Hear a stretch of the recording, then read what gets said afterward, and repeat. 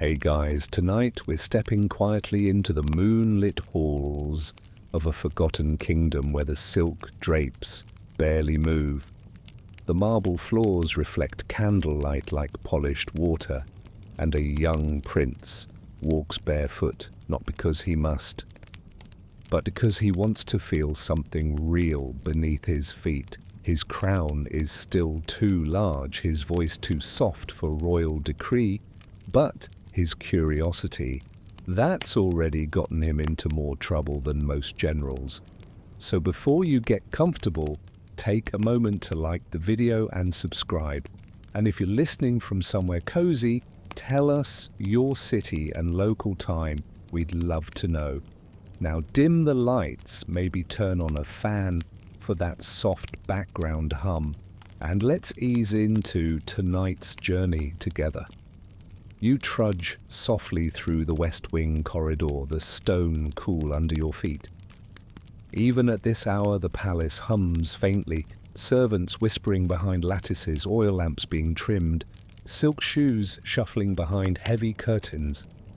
You should be asleep. But then again, you're a prince, and princes tend to learn early how to disobey with style. Your slippers dangle from one hand, a plum stolen from the kitchen in the other. You've already dodged 2 night guards, and a grandmotherly court lady who smells of rosewater and suspicion, all in pursuit of what exactly you're not sure. Maybe just the thrill of escaping bedtime, maybe because your room is too quiet, too heavy, with the smell of old scrolls and sandalwood. You pass by a bronze mirror and catch sight of yourself, a lanky boy wrapped in a nightrobe, too fine for sleeping hair, tousled like a half-formed cloud. One day you'll look like your father, they say. But tonight you look more like a ghost with good posture. At the end of the hallway, a breeze filters through an open lattice. You pause there, biting into the plum, its juice running down your wrist like a guilty secret. Below, the courtyard sprawls out in perfect geometric harmony, 4 square gardens divided by pearl stone paths. The moon's reflection dances in the fish pool. You hear a rustle, and there in the garden below is someone moving too deliberately to be a guard, and too confidently to be a thief.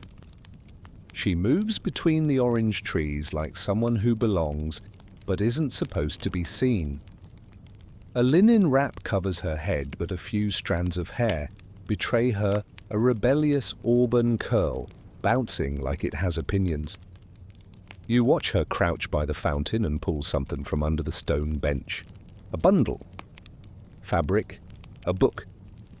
She disappears into the shadows of the east arcade. You stare at the spot for a long time, the plum forgotten in your palm. Was she real, or is this just what boredom conjures when the mind is left alone? Too long you slip back to your chambers, but sleep evades you. The next morning, your routine begins as always with tea, 2 hot tutors, too dull, and a robe so starched it could stand upright on its own. General Harad lectures you on the principles of ceremonial presence. You half listen while watching a pigeon try to balance on the head of a marble lion. Eyes up, Your Highness. You snap your attention back, mutter something about posture, and nearly earn yourself an extra hour of court etiquette. Later in the afternoon, haze, when the sun paints everything golden lazy, you sneak to the kitchen, not for food, but for her. You don't know her name yet, but you know the cook scolds someone in the corner for scraping roots too thin. You know she replies with a dry, then grow thicker roots. You know that voice sharp, amused, impatient. You peek around the door frame. There she is, sitting cross-legged near the hearth, slicing ginger like it owes her money. Her linen wrap is gone, revealing a braid that looks like it's fought several battles and lost them all. Ink stains dot the edge of her sleeve. There's something about her that doesn't match the room. You lean in too far, knock over a broom. She turns. Time stretches. Then she smirks. Lost your highness. Or is there a royal emergency involving soup? You panic. Say something ridiculous about liking ginger, and she just raises an eyebrow like she's seen 10 princes bluff, and none of them well. Someone calls her name. You miss it. Too busy pretending your face isn't flaming. You retreat. Awkward, uncool, crown slightly askew, but the corners of your mouth curl. That night, as you lie awake, you wonder why the palace feels different now. Not colder, not warmer, just sharper. Like a note in a melody you didn't know was missing. You don't even realize it yet, but this is where the story changes. Not with a war, not with a crown, but with a girl in the kitchen and a prince too curious to look away. Somewhere down the corridor, an ancient grandfather clock ticks past midnight. Time moves forward with or without permission. And in the hallway a single plum pit lies where you dropped it, half moon-bitten moonlit and waiting. You see her again the next morning, but not where you expect. Not in the kitchen. Not near the hearth slicing ginger with that militant rhythm. This time she's in the courtyard standing awkwardly by the herb beds, talking to an old steward who gestures too much and seems perpetually annoyed that hair continues to exist. Her apron is stained again, this time with saffron yellow streaks, and what might be beet juice or a minor murder, hard to say. But her eyes flick up and catch yours briefly. Then she looks away like you're a boring statue she's already catalogued. That should be the end of it. But of course you follow, casually-ish. You make it 3 paces before stepping in wet mud and creating the loudest squelch ever committed by royalty. She turns, smiles, not mockingly this time, just amused. She says nothing, but you feel the accusation in her raised brow. Later you ask one of your tutors who she is. You expect an answer. Royal children get answers. But he hesitates, glances down at his scroll. A scribe's assistant, I believe, or kitchen help, possibly both. Her name's... He mumbles something. Unimportant. Unimportant? You chew on that word like a pebble. Because when you see her again in the archives, she's hunched over a scroll, older than your grandmother, muttering softly as she copies line after line in a script neater than your own. Ink stains her fingers. A smudge of ash brushes one cheekbone. She smells faintly of thyme and candle wax. The lamplight turns her braid to copper. She doesn't look up when you approach, but she does say, "I'm busy," which is servant code for "Why are you breathing so loudly in my vicinity?" You crouch beside her. "That's the Book of Winds," you whisper. She continues writing. It's banned outside the temple. I'm in the temple. You blink. No, then it's not banned here. See how logic works.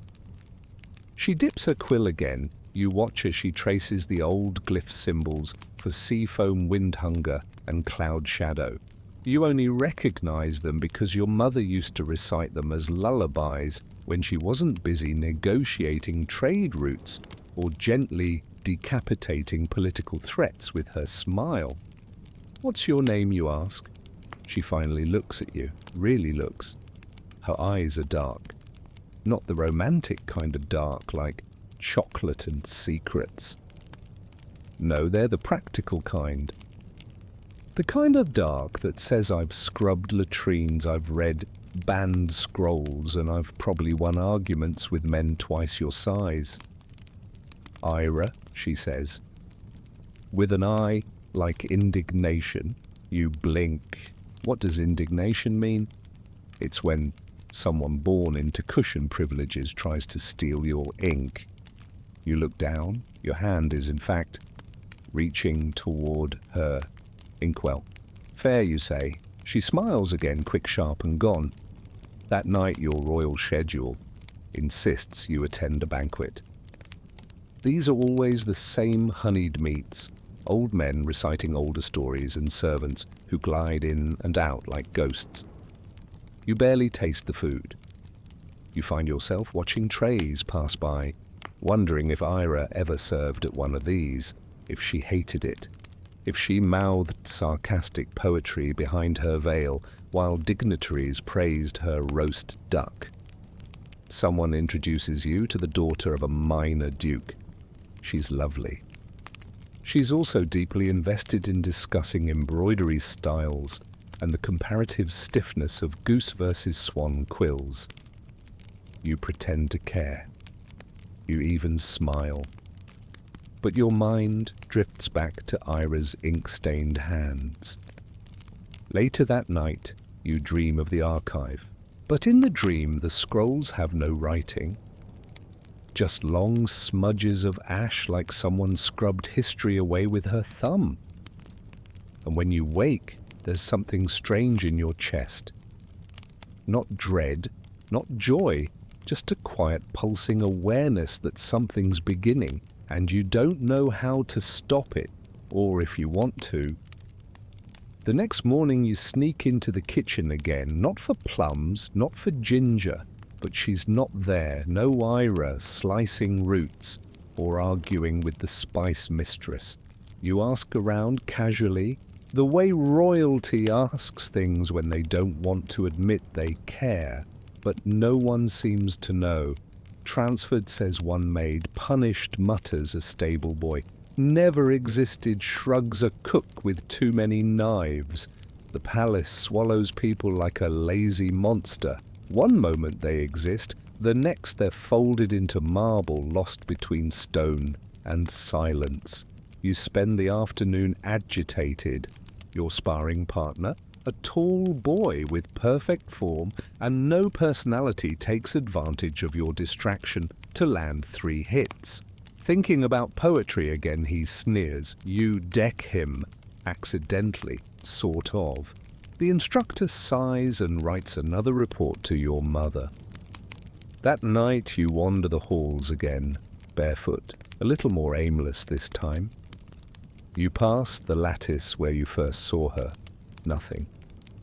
Just crickets and the scent of lemon blossom. You sit under the window, and for the first time it hits you, you miss someone you barely know. And that might be the most dangerous thing a prince can feel. The next morning, your sword instructor slams a wooden practice blade onto the mat beside you.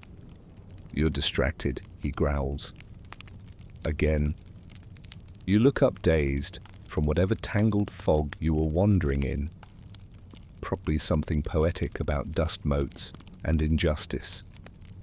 He's glaring at you like a hawk who's realized his prey is just a daydream wearing boots. Let's try again, you mutter, picking up your blade. You're usually good at this, better than expected, in fact. Not quite brilliant, but better than the stiff-limbed noble sons who recite battle strategies like dinner prayers. You like the rhythm of sparring, the choreography, the thud of contact and the whisper of fabric as it sways. But today your wrists are slower. Your eyes drift toward the edge of the garden where the kitchen carts are hauled. You wonder ridiculously if she's there, just out of sight, hiding behind sacks of flour and muttering insults about noble ankles. Your partner lunges, you parry late. Pain blossoms in your side. Again the instructor says, and so it goes. Slash, block, trip, recover. By the end of the lesson, you're bruised, damp, and nursing an ego injury that might qualify for an official state funeral. You sit under a fig tree, catching your breath. The figs are overripe. One falls near you with a soft plop splitting open like a secret too eager to be told. The scent rises syrupy and metallic like the kitchens at dawn when the bakers burn the first batch. And then a sound, not loud, just the scrape of sandal against stone. You turn your head. It's her, Ira, carrying a linen bundle and walking beside a cart stacked high with root vegetables. Her braids tighter today, her apron cleaner, but you'd recognize that posture anywhere alert, sarcastic, one eyebrow always half raised at the world. She doesn't see you. You should say something. You don't. Instead, you get up, almost trip over the figs, your mortal enemy now, and trail her discreetly, by which we mean you follow, at the subtle distance of a golden retriever with abandonment issues. She disappears through the side door of the archive building. You wait a beat, then another. Then you push the door open and slip inside. The scent of the archives hits you instantly. Musty parchment, melted beeswax, and something vaguely like old mint. The space is hushed sacred dust, dancing in sunbeams like time made visible. You find her hunched over a low table, transcribing again. But this time she's not alone. A preceptor stands beside her, arms folded. His robe is crisp, his gaze less so. Never approved, he's saying. Your presence here is tolerated, not permitted. She's excellent, another voice says. A young assistant. Nervous. She's the only one who can read the cloud script without squinting. She's still a kitchen girl, the preceptor snaps. Script does not erase status. That phrase hits you in the stomach. She doesn't respond. She just keeps writing. The preceptor stalks off. You wait until the room clears, then approach. You're back, you say. She doesn't look up. Did I go somewhere? You vanished. You mean I returned to the class of people who aren't allowed in libraries unless they clean them? You wince. That's unfair. She glances up. You think. You sit cross-legged beside her. What are you copying? She hesitates, then nudges the scroll toward you. Parables of the wind saints, temple fragments, a lot of metaphors, even more contradictions. You scan a few lines. A king who sleeps in rags learns to dream of stars you read aloud, but a pauper who dreams of stars wakes with nothing. That's my favorite one, she says. Why? Because everyone interprets it wrong. You raise an eyebrow. What's the right way? She shrugs. Ask me when you've slept in rags. The silence between you stretches. I missed you, you say quietly. She blinks, then sighs. That's not helpful. You smile. Wasn't meant to be. Just true. She packs up her scrolls, brushes ash from her sleeve. You're going to get me in trouble. You're already in trouble. Exactly. Don't make it worse. You pause, then grin. Too late. You walk her back toward the kitchens, avoiding the main hallways. She tells you about a servant who uses garlic to polish brass, unconfirmed, and a boy who tried to pickle grapes in vinegar and created the worst taste in palace history. You laugh harder than you should. She watches you sideways. You're not like them, she says. Them other princes. You ask questions like you don't already know the answers. You stop walking. Maybe I don't. She shrugs again. Then you're more dangerous than I thought. Before you can ask what she means, a bell tolls. She turns. Go back before they notice you're missing. I'll see you tomorrow. No, she says. You'll pretend we never spoke, and I'll do the same. Then she's gone. You stand there, heart thudding. The hallway feels colder, or maybe it's just the sudden absence of her voice. Later at dinner, your father mentions the possibility of your betrothal, a duke's daughter. Or maybe a princess from the Southern Isles, someone with a fleet and a famous laugh. You nod politely. But all you can think about is a girl with ink-stained fingers who once translated dreams into stars. You start watching the archives more than you should. From a shadowed walkway above the courtyard, you linger under the guise of observing court routines, which is exactly the kind of vague excuse your tutors can't argue with. You stand beside a stone balustrade, pretending to study the scroll carriers below, but your eyes drift. Always inevitably toward the eastern door of the archives, you don't see Ira, not once, not for days. She's vanished again like a whisper someone forgot to catch in time. And then one evening, as the sun folds behind the far mountains and the palace begins to hum with lamps and linen and lullabies, you pass by a hallway with a lattice window cracked open. The jasmine bush below is in bloom. A cool wind filters in carrying a trace of time and paper. You stop. You don't know why. A flutter? Not outside, but inside the wall. You move the tapestry. There behind the edge is a crack in the stone. Small. Harmless looking. Unless you've lived long enough to know that palace walls always hide more than just brick. Inside, just barely visible, is a folded slip of parchment. You stare at it. Is this a trick, a prank? You reach in fingers, brushing old dust, and the edge of something thin, soft. You open the paper. 3 words, handwritten in ink still drying. You look lost. You exhale. Quiet. Smiling despite yourself. You check the crack again. It's narrow, but not accidental. You don't know if she built this hiding place or discovered it. Either way, it's real. You leave a reply. 2 words written in a shaky hand that you immediately hate. Found you. The next night there's another slip. I doubt that. Beneath it, a crude drawing of a fig falling on your head. You laugh so loudly you nearly alert a passing servant. The messages continue. Tiny notes slipped into the stone's whispering mouth. Sometimes only a phrase. Mint tea isn't fancy, it's practical. Who decided court shoes needed bells? What does a star taste like? You answer them all.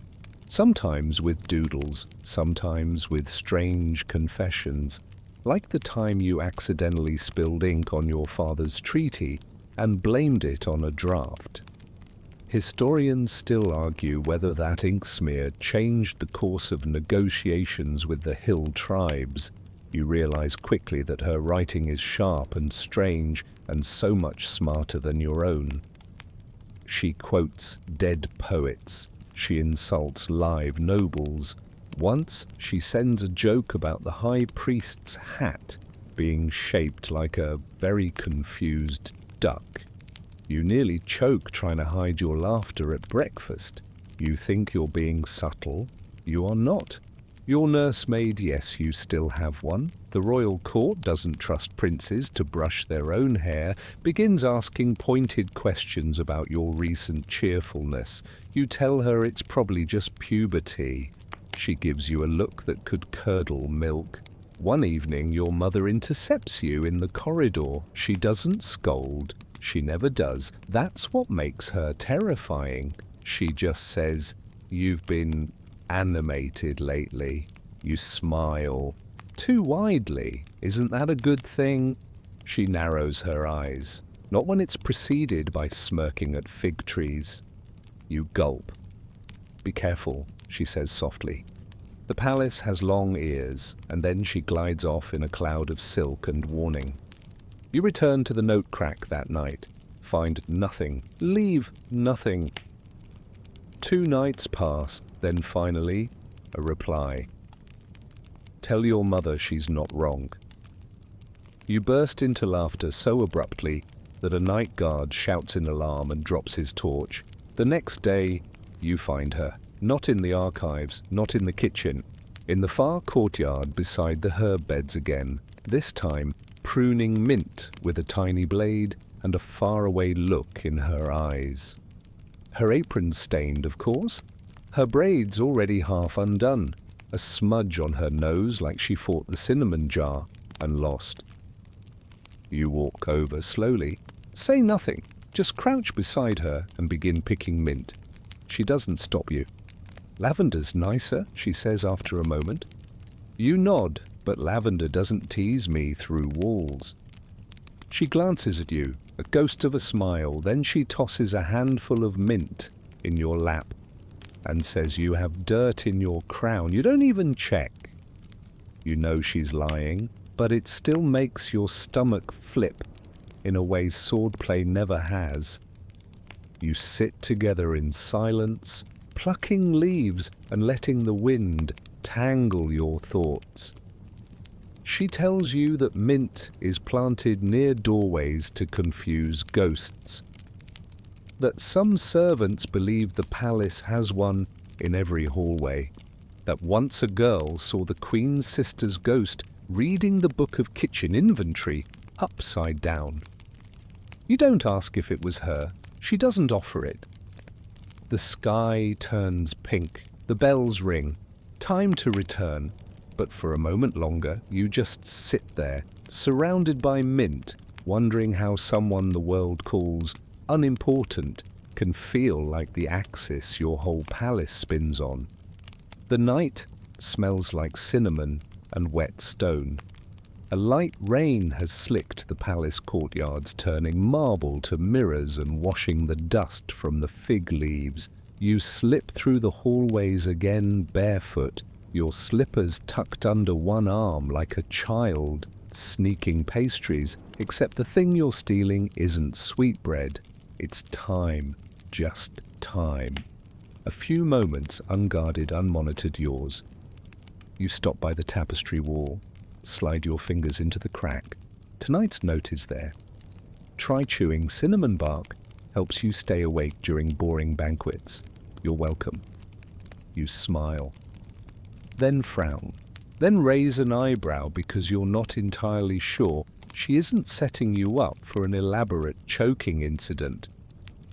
Still you pocket the scrap and the cinnamon stick tied to it with a red thread. At dinner, the high priest begins a 10-minute monologue about harvest blessings and celestial bean rotations. You slip the bark between your teeth and nearly choke. It burns. Not like fire, but like insult. Like your tongue just lost a bet. You cough discreetly into your napkin while a cousin stares at you like you've forgotten how to function. Your mother gives you a regal side-eye from the head of the table. Your father is deep in conversation with a visiting ambassador who smells vaguely of fish and ambition. You endure it. And you do somehow stay awake. Later you write her back. Tastes like regret. But effective. She replies the next day with, exactly. That single word makes you laugh so hard you startle the kitchen cat into leaping into a basket of radishes. The cook swears in 3 dialects. You flee. The notes continue slipping between formality and foolishness. She sends you a sketch of a fish with a crown. Meet the ambassador of Troutlandia. You send her a torn piece of silk embroidered with a smiley face, official royal insignia of my brain today.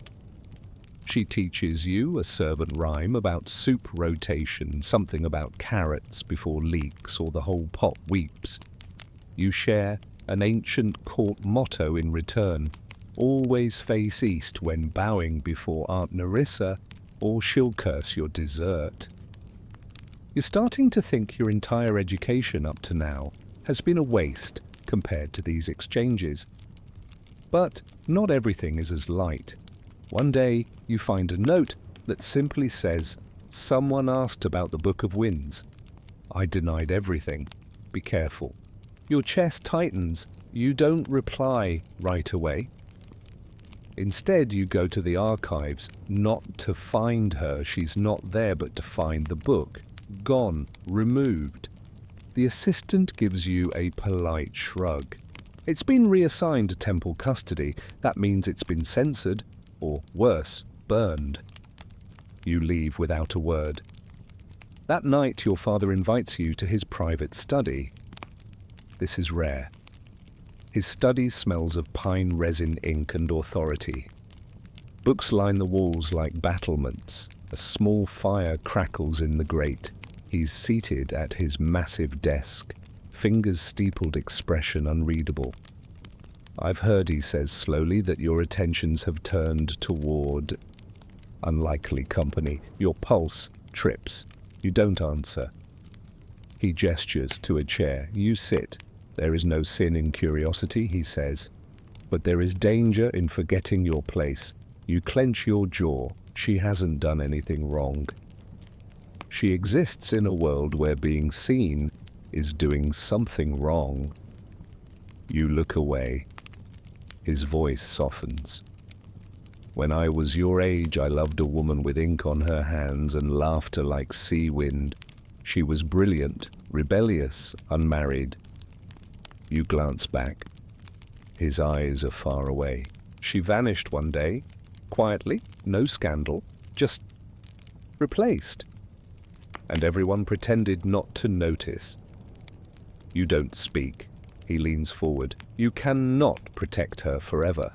And if you make her too visible, you may doom her faster. You leave the study with that weight in your chest, a stone wrapped in silk. But you don't stop the notes. You write carefully, you write smaller, you fold the parchment tighter. The next day she leaves you a scrap that reads, "Don't worry. I've hidden bigger secrets than books." You don't know whether to feel relieved or terrified. Later you meet her in the garden, not by design, just fate, a shared craving for night air. The fig trees are blooming again, scenting the paths with syrup and rot. She's seated on a low bench reading a scrap of something with a torn cover. You sit beside her, say nothing. After a moment she holds something out, a cinnamon stick. You blink. Revenge. She grins. Celebration.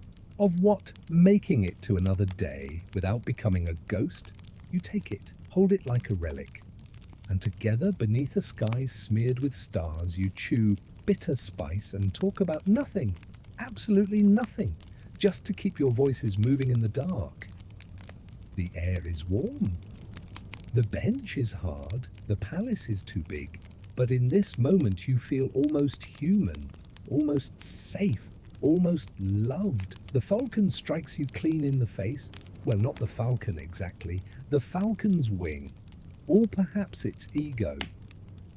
You're in the training yard minding your own business, which in your case means dramatically failing to balance a ceremonial spear when your father's prized hunting falcon decides your head is the most interesting perch available. It swoops in from nowhere, a blur of feathers and arrogance clips your temple and disappears with a screech that sounds suspiciously like laughter.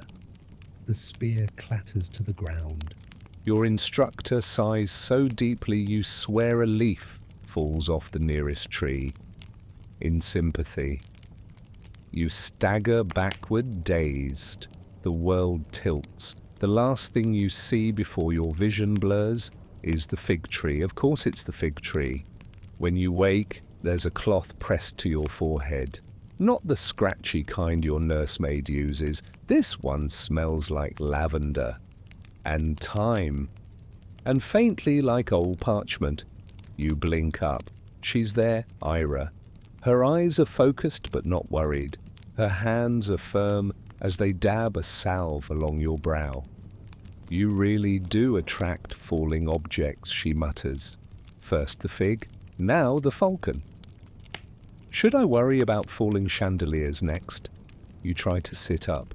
She presses you down again, gently, but with the same force you imagine she uses when she slaps flour sacks into obedience. I'm fine, you say hoarsely.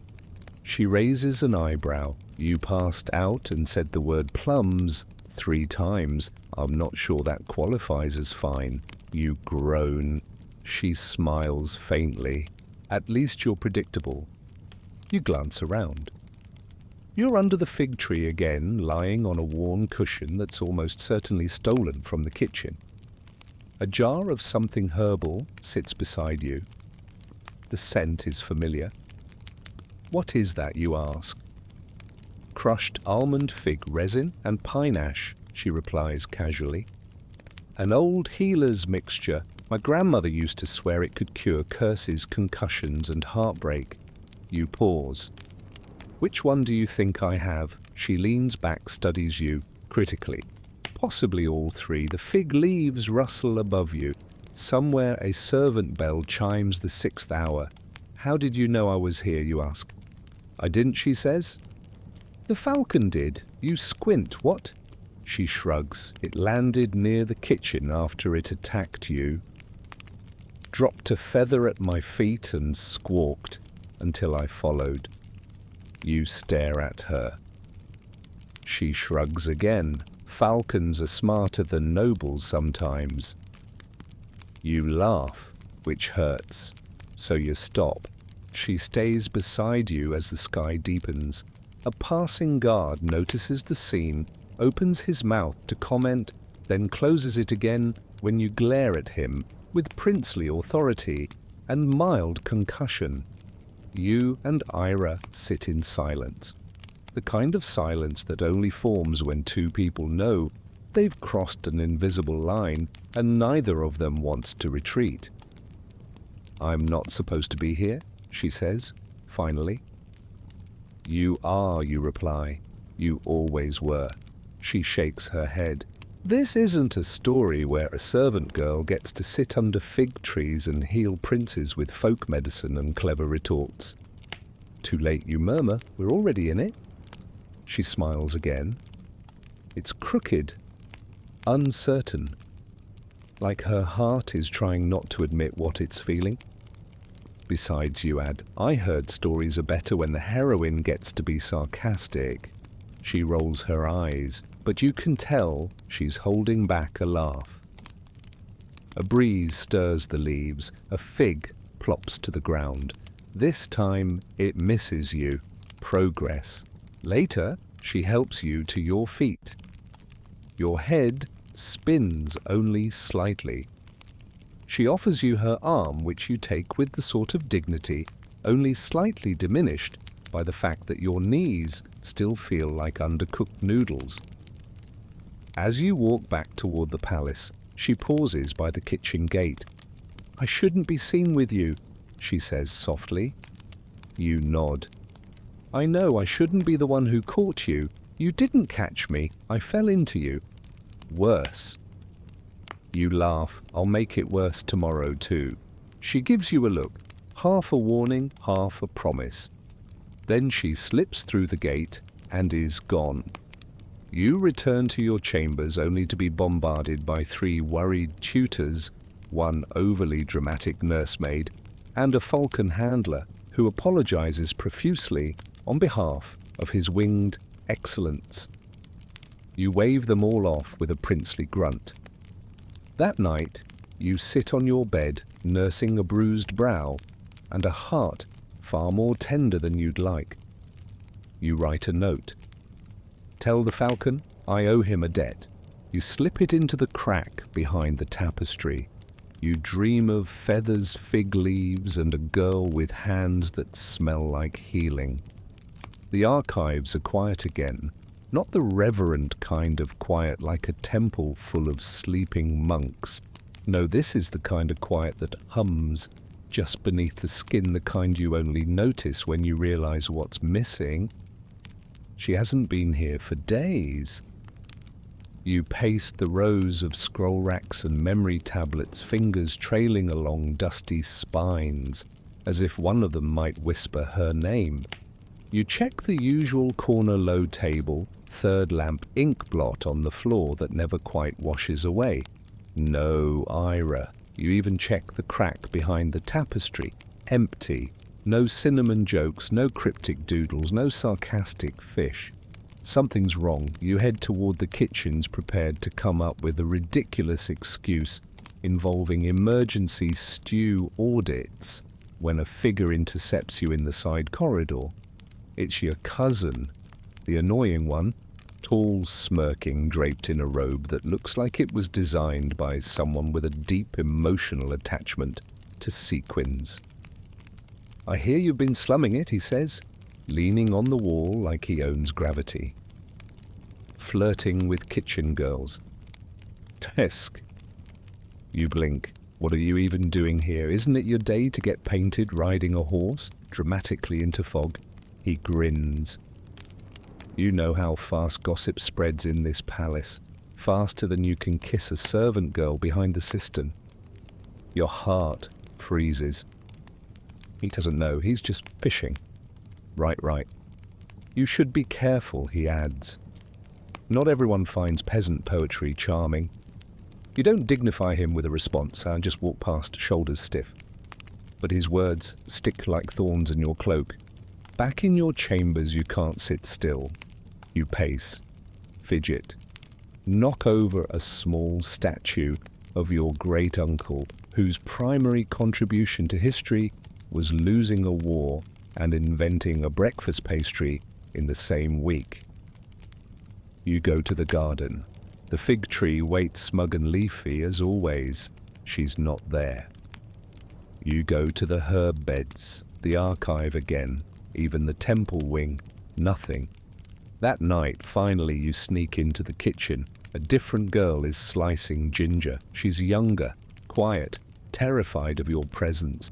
You ask about Ira. She flinches, not allowed to say. She whispers, She went against order, that's all I know. You press further. She shakes her head, eyes wide. You thank her, gently. Leave her with a plum, a peace offering. Princes don't always have better ideas. You head toward the cloister corridor. You don't even know why. Some part of you just feels it. And they're lit by a single oil lamp, are two guards standing outside the door to the shadow court. Your stomach drops. This is no normal reprimand. No light, scolding, behind closed curtains. This is where they take people when the palace wants to erase something quietly. The shadow court is more rumor than rule. No official records, no scrolls, just whispers. Every kingdom has one, apparently. A place where judgment happens behind fans and silk, where justice wears perfume and speaks softly, so softly you can barely hear it screaming. You freeze in the corridor. You should turn back, go alert someone, go to your mother or your father or the falcon at this point. But instead you edge closer, listen. Inside voices murmur, too low to catch words but not tone. One high and scornful, one calm, measured, hers. Your hands curl into fists. You can't barge in, not without consequences. You know that. You're still considering it. And then you hear it, a laugh, short, bitter, her laugh. You don't know what she said, but it must have been brave or absurd or both. The door doesn't open. You don't get to see her. You slip away before the guards spot you. Back to your room, back to the tapestry, back to the crack in the stone. You leave a note. Are you all right? The next morning, no reply. That evening, still nothing. Then finally, 3 nights later, a note appears. I was in the shadows. I'm not afraid of them, but I am very tired. You read it a dozen times. Fold it gently. Keep it under your pillow like a child with a talisman.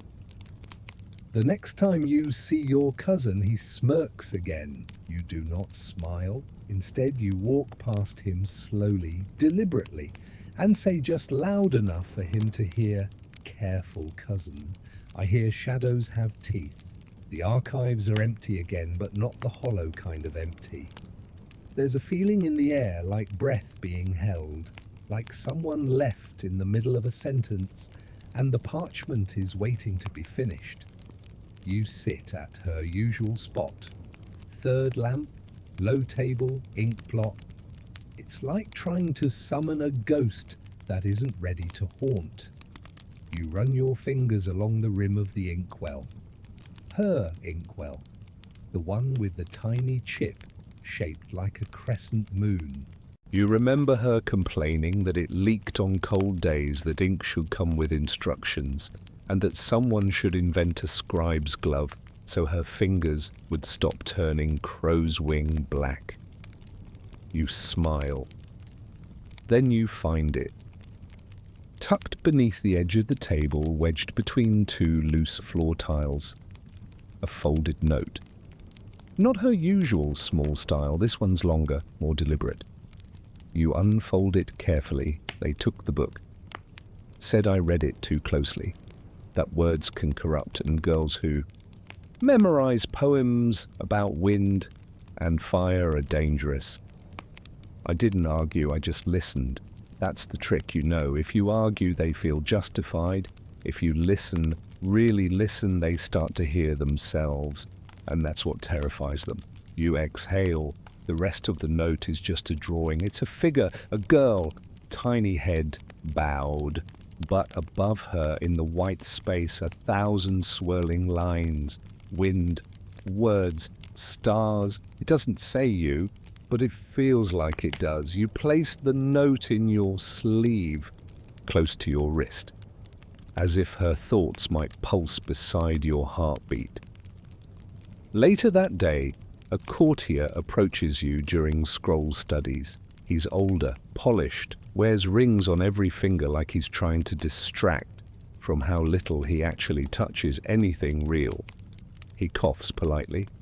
"The Queen requests your presence this evening," he says. You nod. Wait until he's out of sight. Then you panic, because the Queen never requests. She summons. When the evening bells toll, you walk slowly to her wing, past servants with trays, past nobility with too much perfume, past the tapestry that hides your note crack, which tonight feels more sacred than any temple. You're led through tall doors into her private sitting chamber, a room of ivory and candlelight. The Queen reclines beside an arched window, the city's lights twinkling behind her like ground-level constellations. She gestures to a cushion. You sit. "Have you been sleeping well?" she asks. You blink. "Some nights." She nods. "You've been occupied lately." "I study." You stalk fig trees, touche. The Queen folds her fan, an ivory piece carved with tiny birds in flight, twin doves. Their wings are folded as if mid-rest. "You remind me," she says, "of someone I once knew." She stands, walks slowly to a cabinet, removes a small worn object, a book.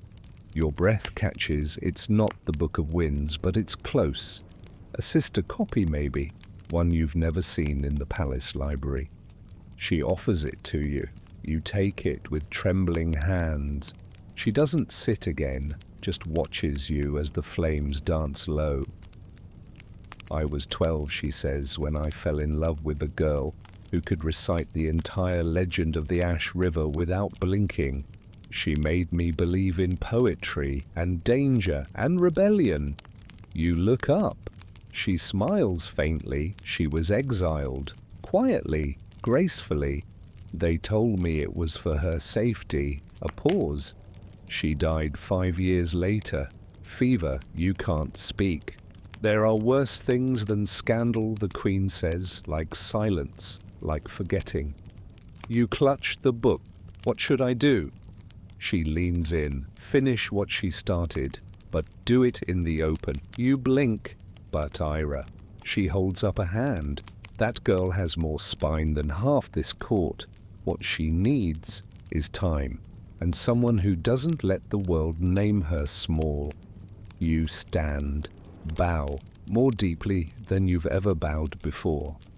The Queen watches you leave. Outside, the hallway feels warmer. Or maybe it's the book in your hands. Later you return to the tapestry wall. Slip in a new note. The Queen remembers. So do I. Tomorrow meet me by the almond orchard. No masks, no shadows, just us. You pause, then add P.S. I still have the cinnamon bark. I'm learning to like it. Dawn arrives with the scent of almonds and risk. The orchard isn't far from the outer kitchen walls, just beyond a low stone archway, overgrown with ivy and legend. It's one of those in-between places, too pretty to be forgotten, too quiet to be useful. Servants use it for washing linens on sunny days. Lovers use it for lying. And today it's where you're going to meet her. No disguise, no decoy errands, no parchment slipping through walls, just you and her in the open. You breathe deeply the way your swordmaster taught you, through your nose, steady and slow, as if calm could be tricked into coming when called. The orchard is quiet, except for the bees and the sound of early wind rustling through branches like gossip. You sit beneath the oldest tree, whose blossoms fall like drifting confetti. You brush petals from your shoulder, check the time slice on your sleeve. Worry you're early, or late, or foolish. And then she appears, not dramatically, not like poetry, just walks into view, barefoot as if she's done it 100 times before. Her braid is crooked, her robe slightly too big borrowed maybe, her face unreadable. You stand. She stares at you for a long moment, then walks over and sits without speaking. You sit beside her. Silence stretches, not cold, just unpracticed. I left a note, you say finally. She nods. I read it. I wasn't sure if you'd come. I wasn't sure either. You smile a little. You're not wearing your crown, she observes. It didn't match my panic. A laugh. Real. Small. But it's there. She leans back, propping herself on her elbows, gaze tilted toward the sky. The Queen knows about us, you say. Of course she does. She's smarter than most of the High Council combined, and owns a fan sharp enough to slice through subtext. You chuckle. She gave me a book. Ira turns her head. The Book of Winds? Number. Another one. But it made me think of you. She says nothing, just watches you quietly. You reach into your sleeve and hand her a small object. It's a folded piece of parchment, creased, faded, but still intact. You look lost. Her eyes soften. I kept it, you say. All of them, actually. She runs her thumb along the edge of the note as if smoothing memory into shape. You're not the boy I met by the herb beds, she says softly. You grin. He was shorter and quieter. You pause. Do you wish I were still quiet? She tilts her head sometimes. But only because you talk too much when you're nervous. That's completely fair. The breeze shifts. Petals drift down like lazy snow. I don't want to hide anymore, you say. She sighs. That sounds simple, but you live in a world that writes laws in ink and people in pencil. You look at her. I want to change the rules, she chuckles. Princes always say that. I mean it. They all say that too. You nudge her elbow with yours. I'm very persistent, I've noticed. She closes her eyes for a moment, breathes in the almond sweet air, then opens them again. You know what happens if we do this publicly. You nod. The council will whisper. My cousin will smirk. The kitchen will start composing love ballads involving fig trees and concussions. And me? You hesitate. You'll be in danger, but maybe. Less than before. The Queen is watching, and I'm learning to stand taller. She considers that. Then pulls something from her sleeve, a cinnamon stick. She offers it to you like a peace treaty or a dare. You take it, bite down, grimace immediately. She laughs. I'm still not used to it, you say. It's not meant to be sweet. It's meant to wake you up. You chew. She reaches for your hand, not with a flourish, just a quiet, casual interlocking of fingers, like it's the most natural thing in the world. And somehow it is. The sky above begins to pale. Birds stir in the almond branches. The world begins again. For once you don't feel like you're running through the palace searching for a girl the halls are trying to erase. You're just sitting beneath a tree with someone who sees you. And someone you're finally seeing in return. Later that day, you find a note tucked into your sleeve. Not from her this time, from your mother. How she managed to slide it there without alerting any guards or royal whisperers is one of those terrifying maternal mysteries you'll never understand. It reads simply, "Meet me in the western cloister after sunset. Wear the robe with the good hem. Bring nothing else but your ears." You sigh. The robe with the good hem is itchy and smells like ceremonial dust. But you obey. Because no one disobeys the queen in private, not even her favorite son. The cloister is quiet when you arrive. A single oil lamp flickers near the columns. Your mother stands by a rose window, her silhouette caught in golden patterns.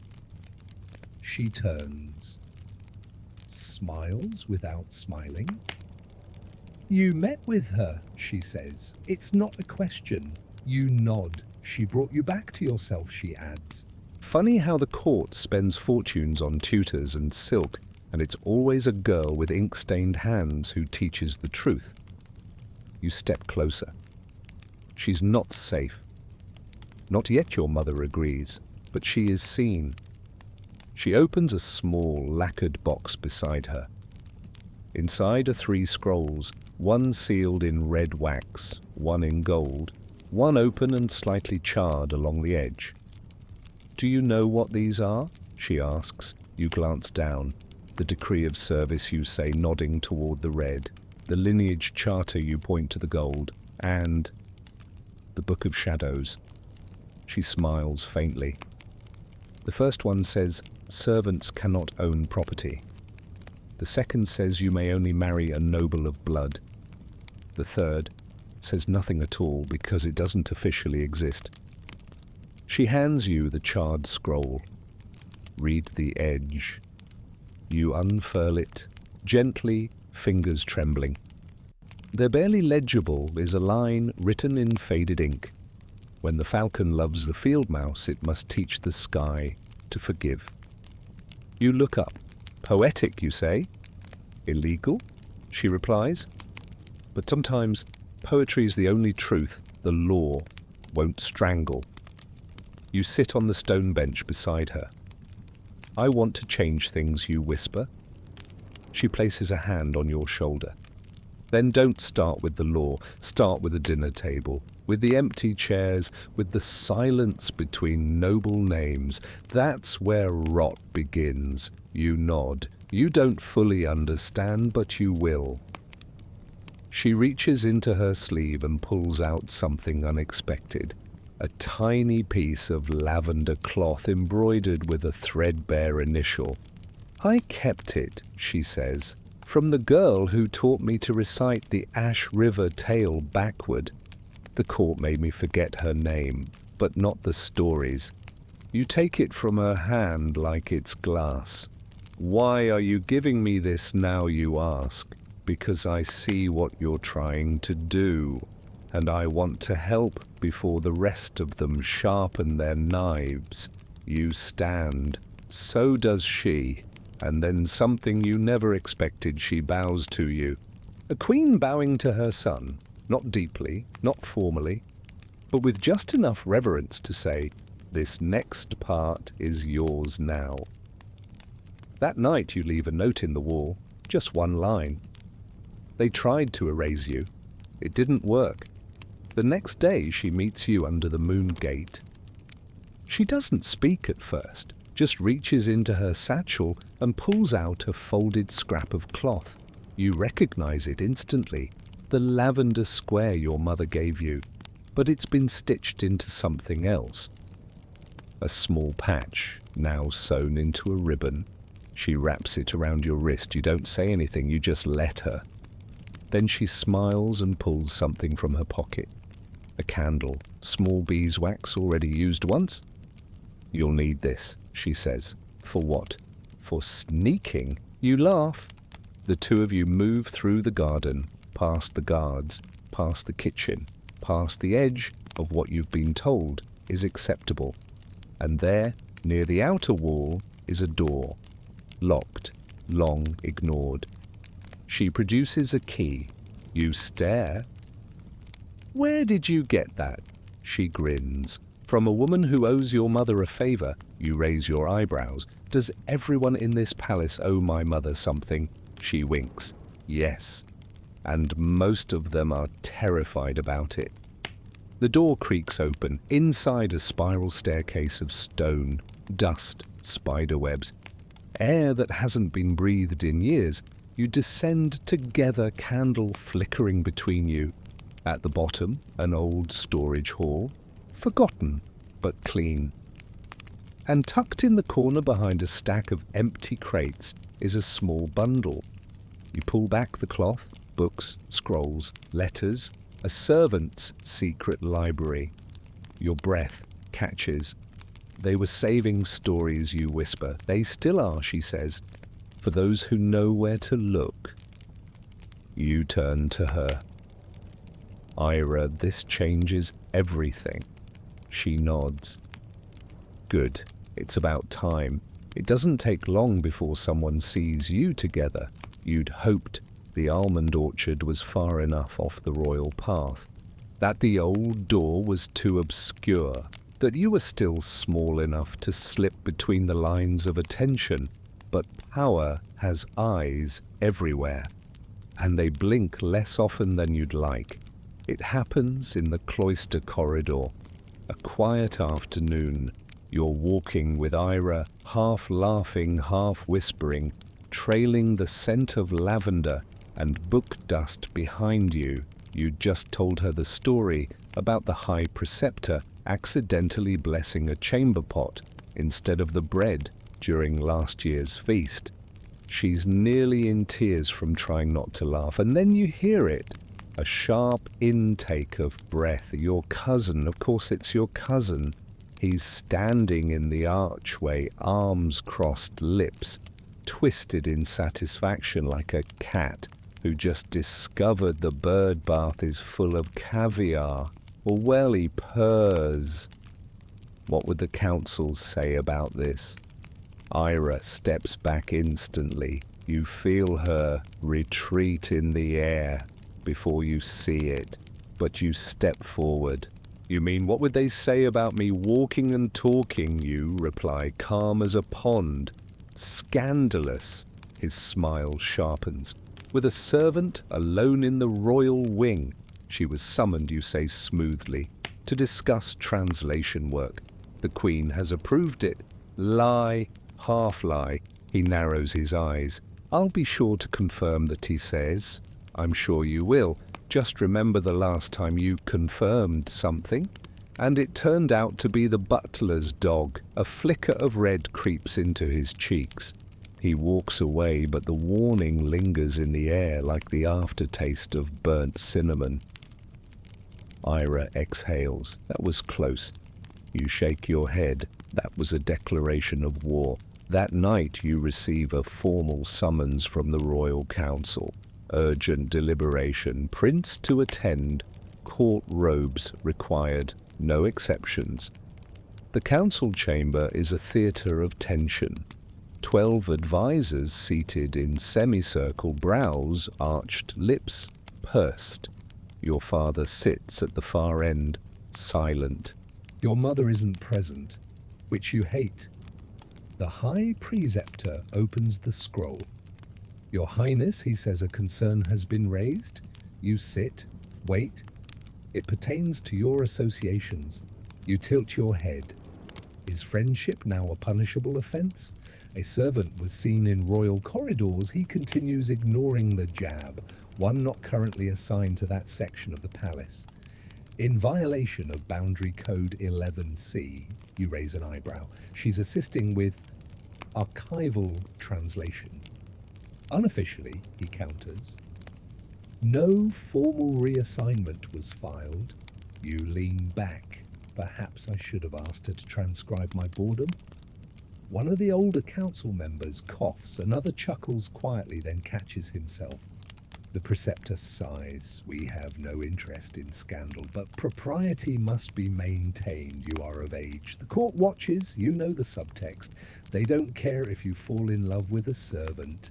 They care if anyone sees it. You say nothing. Instead, you unroll a scroll and place it calmly on the table. The Book of Shadows, the passage your mother gave you.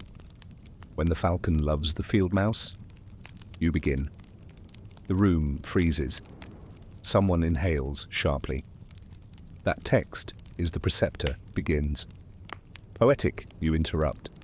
Dangerous, illegal.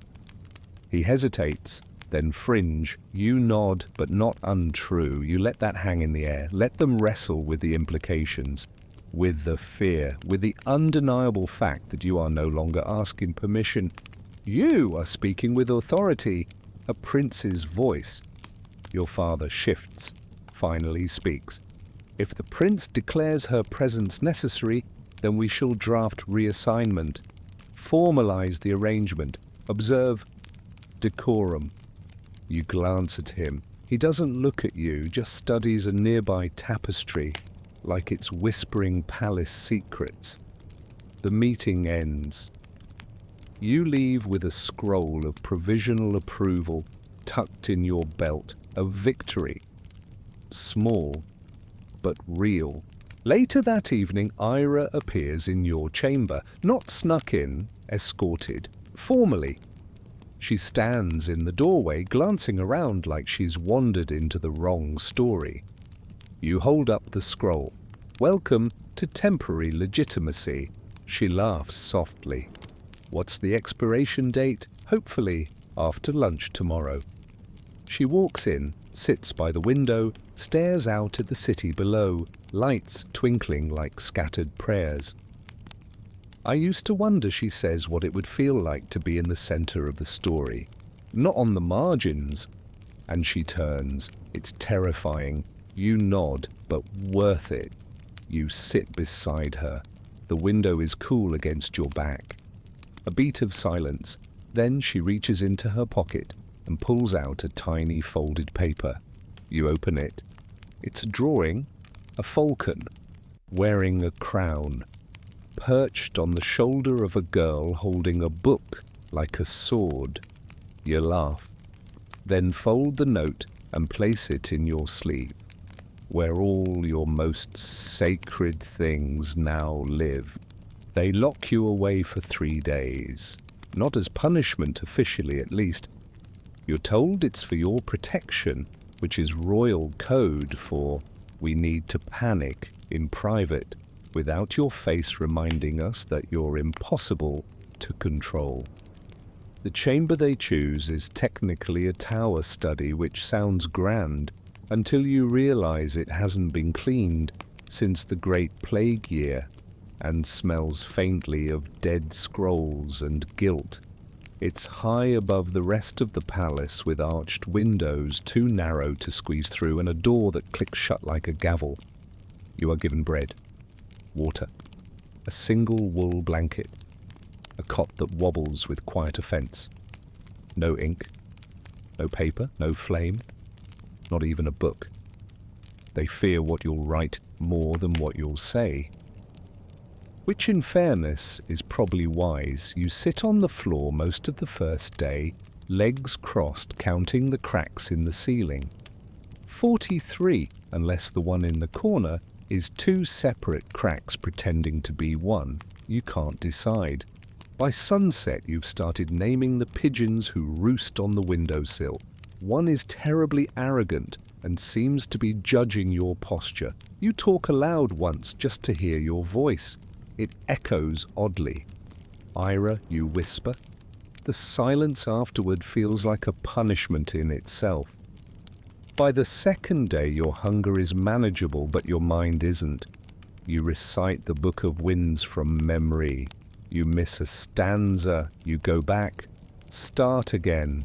Every time you stumble, you remember her correcting you gently with that half smile and an arched brow that somehow carries centuries of ancestral judgment. You try to trace her voice in your head. It's harder than you expect. Memory fades like ink in the rain. That night you lie awake, watching the moon move across the stone wall like it's looking for a way out too. On the third morning, you wake to find something strange, a note, tucked beneath the door, thin, folded small. You scramble to pick it up, unfold it. It's not from Ira. The handwriting is sharper, rounder. Someone trained in calligraphy. You recognize it instantly. Your mother, the queen, cannot pry open the gate of tradition, but she can jam a pebble in the hinge. Rest, watch, wait. At the bottom, a single pressed lavender flower, dried, faded, but intact. You smile, tears stinging your eyes. Carefully you fold the note again and tuck it beneath your pillow even though you barely sleep. The rest of that day drags like a dying season. And then just before sunset, the door opens.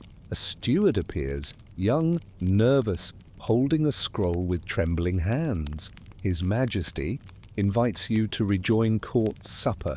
You stand aching in every joint and follow him silently through the echoing halls. When you reach the dining hall, everything looks too bright, too loud, silverware glinting like daggers, laughter a little too sharp. Your cousin raises his goblet in false greeting. You nod, nothing more. The queen meets your eyes across the table, offers a near invisible smile. And beside her, Ira. Not seated, not serving, standing quietly at her shoulder, in a clean robe, hair-braided posture, perfect hands folded before her like a temple statue, daring the gods to blink first. She doesn't look at you, not yet, but she doesn't look afraid either. The meal proceeds as if nothing has happened. Fish, rice, steamed greens with just enough bitter to remind you the world is still real. You barely taste it. After the final toast, as goblets clink and advisors prepare to gossip, the queen taps her ivory fan against her palm. Once, twice. Silence falls, she stands. I have appointed a new reader to assist the royal archives, she says. Her voice is calm, clear, calculated. She has demonstrated remarkable skill in translation, memorization, and discretion.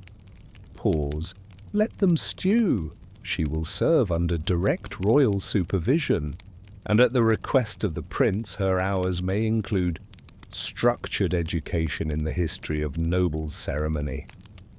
Now everyone looks at you. You keep your face blank, except for the corner of your mouth. It betrays you, just a twitch. A flicker of rebellion wrapped in silk. You rise, bow, speak just 3 words, I support this. Later that night you find another note behind the tapestry, this time written in ink so faint it looks like moonlight. I missed your terrible posture. You reply immediately, I missed your judgmental stare. The next morning you pass her in the corridor. She's carrying a stack of books, doesn't break stride. But as you pass, she murmurs, 3 days locked up, and you still remembered my handwriting. Impressive. You murmur back, you're not easy to forget. She doesn't smile, not then. But you catch her slipping one later in the shadow of the herb garden, just a sliver of teeth, like a warning, like a promise.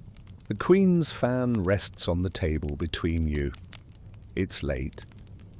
You've been summoned again, not to the council chambers or the study of stone and silence, but to her private salon where incense burns low and the windows are open to the sound of frogs beyond the garden wall.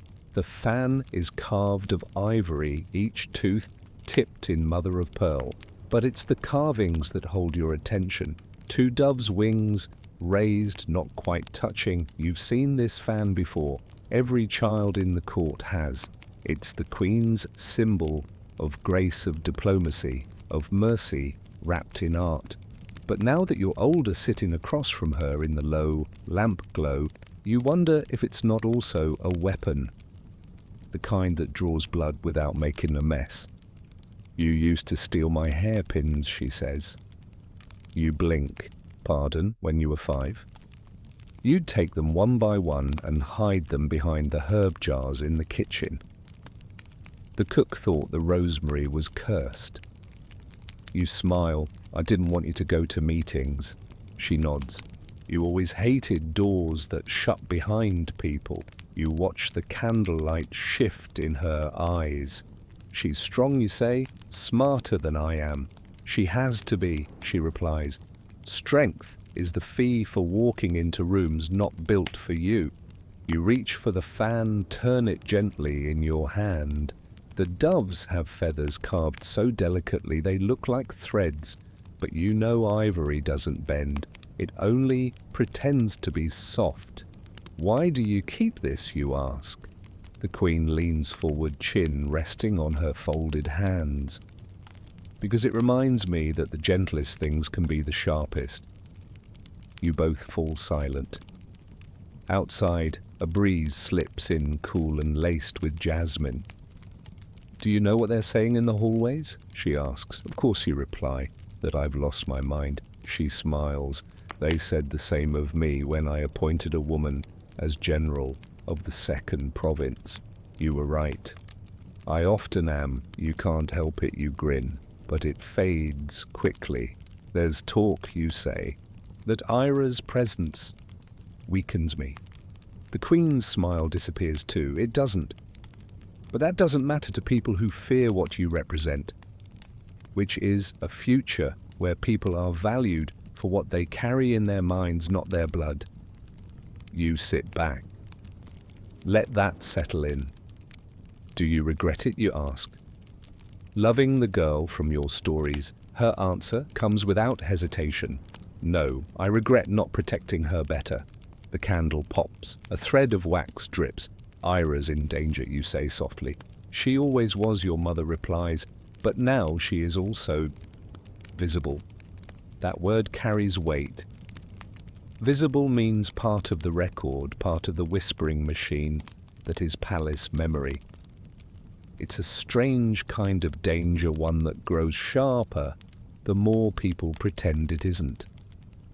The Queen stands and walks to a shelf tucked behind the curtain. From it, she retrieves a wooden box painted with vines and suns. She should have this, she says, handing it to you. You open the lid. Inside an inkstone, a quill, 3 jars of pigment lapis blue, iron red and ash grey, and a strip of gold foil parchment already creased down the middle. What is it, you ask? Her official license, the Queen says, for scribal work within the royal circle. No one can question her presence now, not legally. She'll still be watched. She always will be. You nod. You leave her salon, quietly tucking the box under your cloak. On the way back to your quarters, you pass a group of noble sons playing chess in the candlelight. They glance up, go still, whisper something to each other. Let them. You find Ira in the library annex. She's seated on the floor again, robe tucked beneath her knees, lamp by her side, surrounded by scrolls like old friends. She doesn't look up. You're late, she says. I was with the Queen. I hope she gave you something useful. You drop the wooden box in her lap. She blinks, opens it, stares. Then, is this real? You nod. Her seal is inside the lid. She runs a thumb over the gold foil parchment, carefully, reverently. They'll still hate me, she says. Probably, you reply, but now they'll have to do it quietly. She closes the box, clutches it to her chest, then looks up at you with something that isn't quite gratitude, not awe either. It's steadier than both. Trust. You sit beside her. "Can you stay?" she asks, voice soft. You nod. "Just until I finish this page," she adds. You lean back against the shelf. She dips her quill. And in the warm hush of parchment and patience, you finally feel like something sacred has been set in motion. No declarations, no ceremony. Just a girl with ink on her fingers, writing her name into the world before it can write over her. The Shadow Court reconvenes 3 days later. Not for you this time, for her. It's not punishment, they insist. It's protocol, a reassessment of status now that she's been granted scribal license.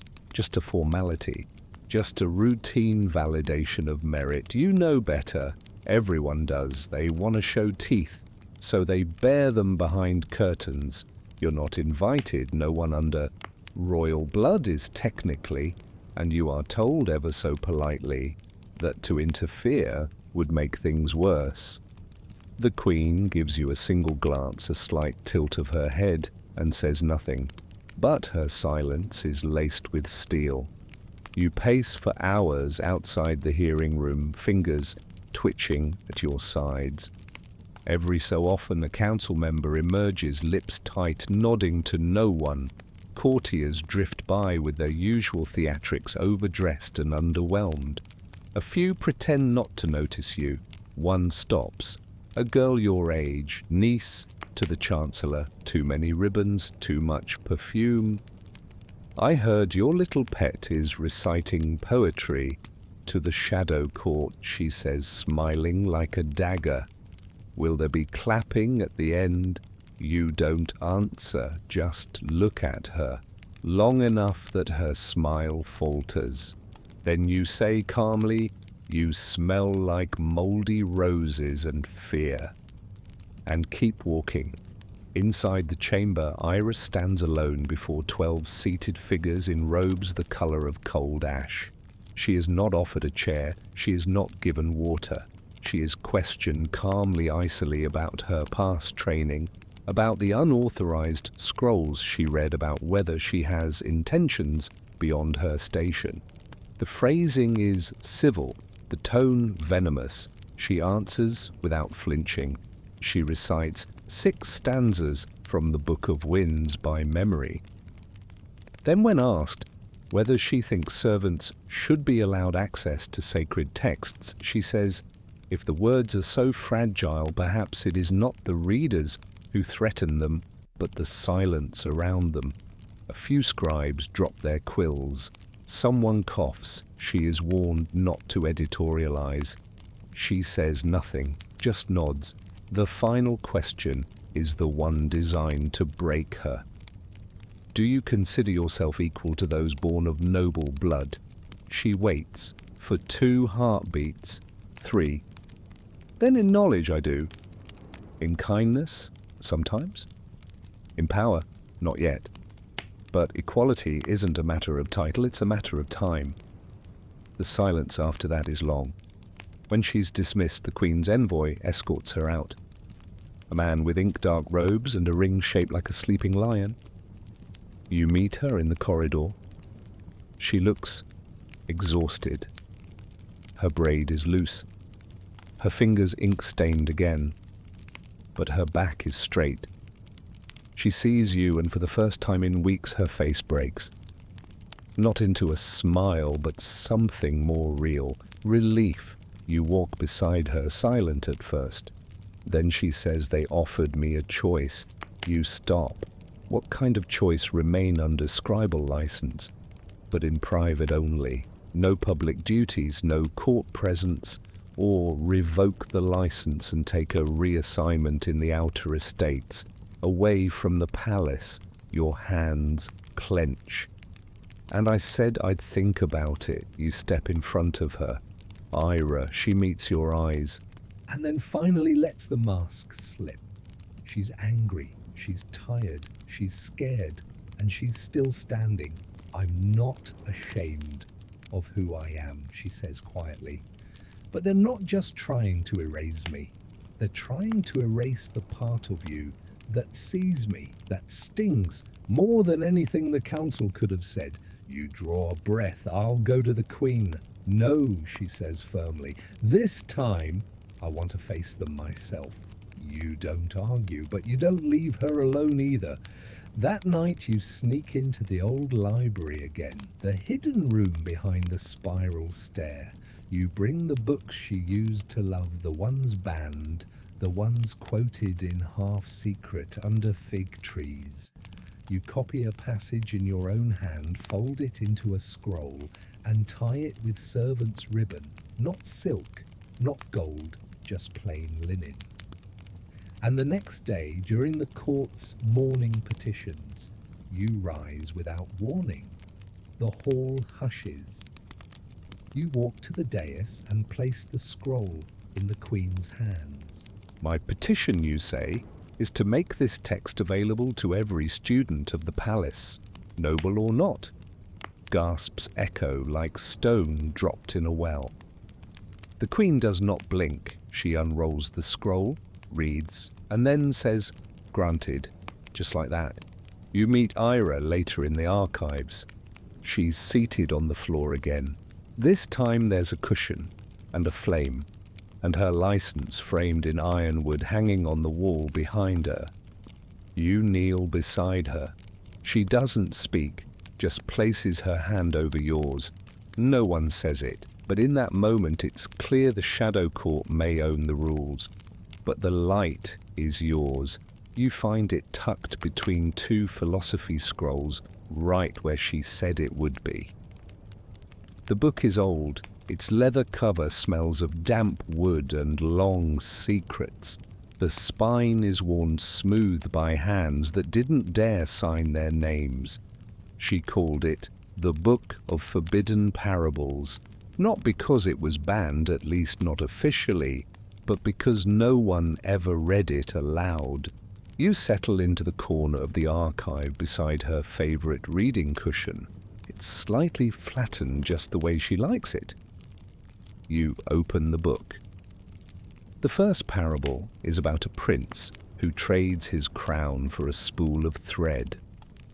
He wanders the city, stitching up what the nobles won't see. Holes in the market stalls, tears in servant robes, rents in the sky no one acknowledges. By the end, the thread runs out. But the prince doesn't stop sewing. He just uses his own voice instead. You laugh softly. Of course she'd show you this. The second parable is Stranger. A girl who speaks in riddles is sentenced to silence by the king. So she speaks in flowers instead. She plants them in his food, in his boots, in his dreams.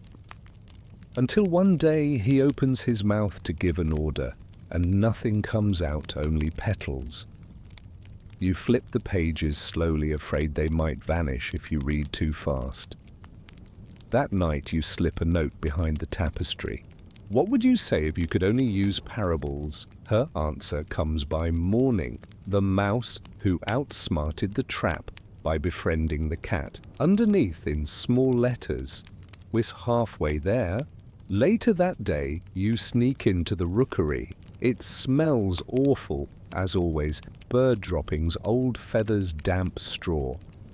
The falcon is there, preening like a diva who's just been insulted at the opera. You offer him a scrap of dried fish. He eyes you like he's still not entirely over the concussion incident. Then you lift your wrist and let him perch. He hops up without ceremony. You tie a note to his leg, just a short one. Deliver to the house with red lattices. Recipient, the soapmaker's widow. She'll know. It's not meant for Ira, not directly. It's meant for someone from her past, someone she mentioned once in passing while reorganizing the archive scrolls. A woman who hid refugees under her laundry baskets. who taught Ira to write her first letter by candlelight while the ceiling dripped rain. You release the falcon. Watch him soar above the tiled roofs. If anyone asks what you were doing up here, you'll say you were inspecting the grain silos. You're a prince. No one questions your sense of priority anymore. The next day, a basket appears in your chambers, filled with soap, wrapped in cloth that smells faintly of almond oil, and memory. No note, no seal, just a ribbon. You lift the bottom layer. Underneath the soap's another book. Whispers from the Smokehouse. A collection of oral stories passed through servant kitchens for generations. Not official, not elegant, but real. You bring it to Ira. She's seated in the scribe's alcove, now a real one, with a desk and shelves and a candle that doesn't flicker every time someone breathes wrong. When you hand her the book, her breath catches. I thought this was lost. Apparently it just needed soap. She opens it with shaking fingers, flips through pages scrawled in dozens of hands, some neat, some barely legible, all brave. This was my childhood, she says softly. I memorized it like a map, not of places, but of how to survive them. You sit beside her, quietly then say, let's copy it. She blinks. For the archive, for every archive. She smiles. Even the temple, especially the temple. If their ceiling doesn't fall from outrage, we'll know it was meant to be. And so it begins. You and Ira work side by side day after day, copying, translating, annotating the stories with historical footnotes and careful subtext. You add a note on page 3. Historians still argue whether the soapmaker's widow was a real figure or a composite of several rebellion-era informants. But the smell of her soap lingers in every version. Ira adds on page 17, contrary to popular belief, the pepper thief parable is not an allegory for greed. It's a kitchen joke about someone who sneezed during a royal procession. Each story is a defiance. Each annotation, a reclamation. One afternoon, the High Preceptor passes through the archive and sees you working together. He pauses, frowns. You meet his gaze. Say nothing. He leaves without a word. You wonder if he knows that his silence now means you've already won. The palace doesn't burn when you submit the finished manuscript. You almost expected flames, gasps, a thunderclap. But instead the day is sunny. Courtiers mill about in layered silks, too concerned with garden banquets, and a visiting dignitary who allegedly brings his own swan to diplomatic meetings. The sky is blue, the grass neatly trimmed, and the revolution you're quietly beginning smells like almond soap and old ink. The manuscript is wrapped in linen.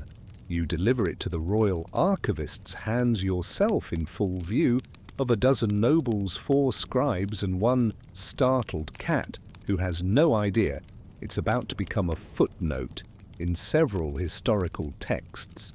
This is the archivist says, adjusting his glasses. Unusual. It's accurate, you reply.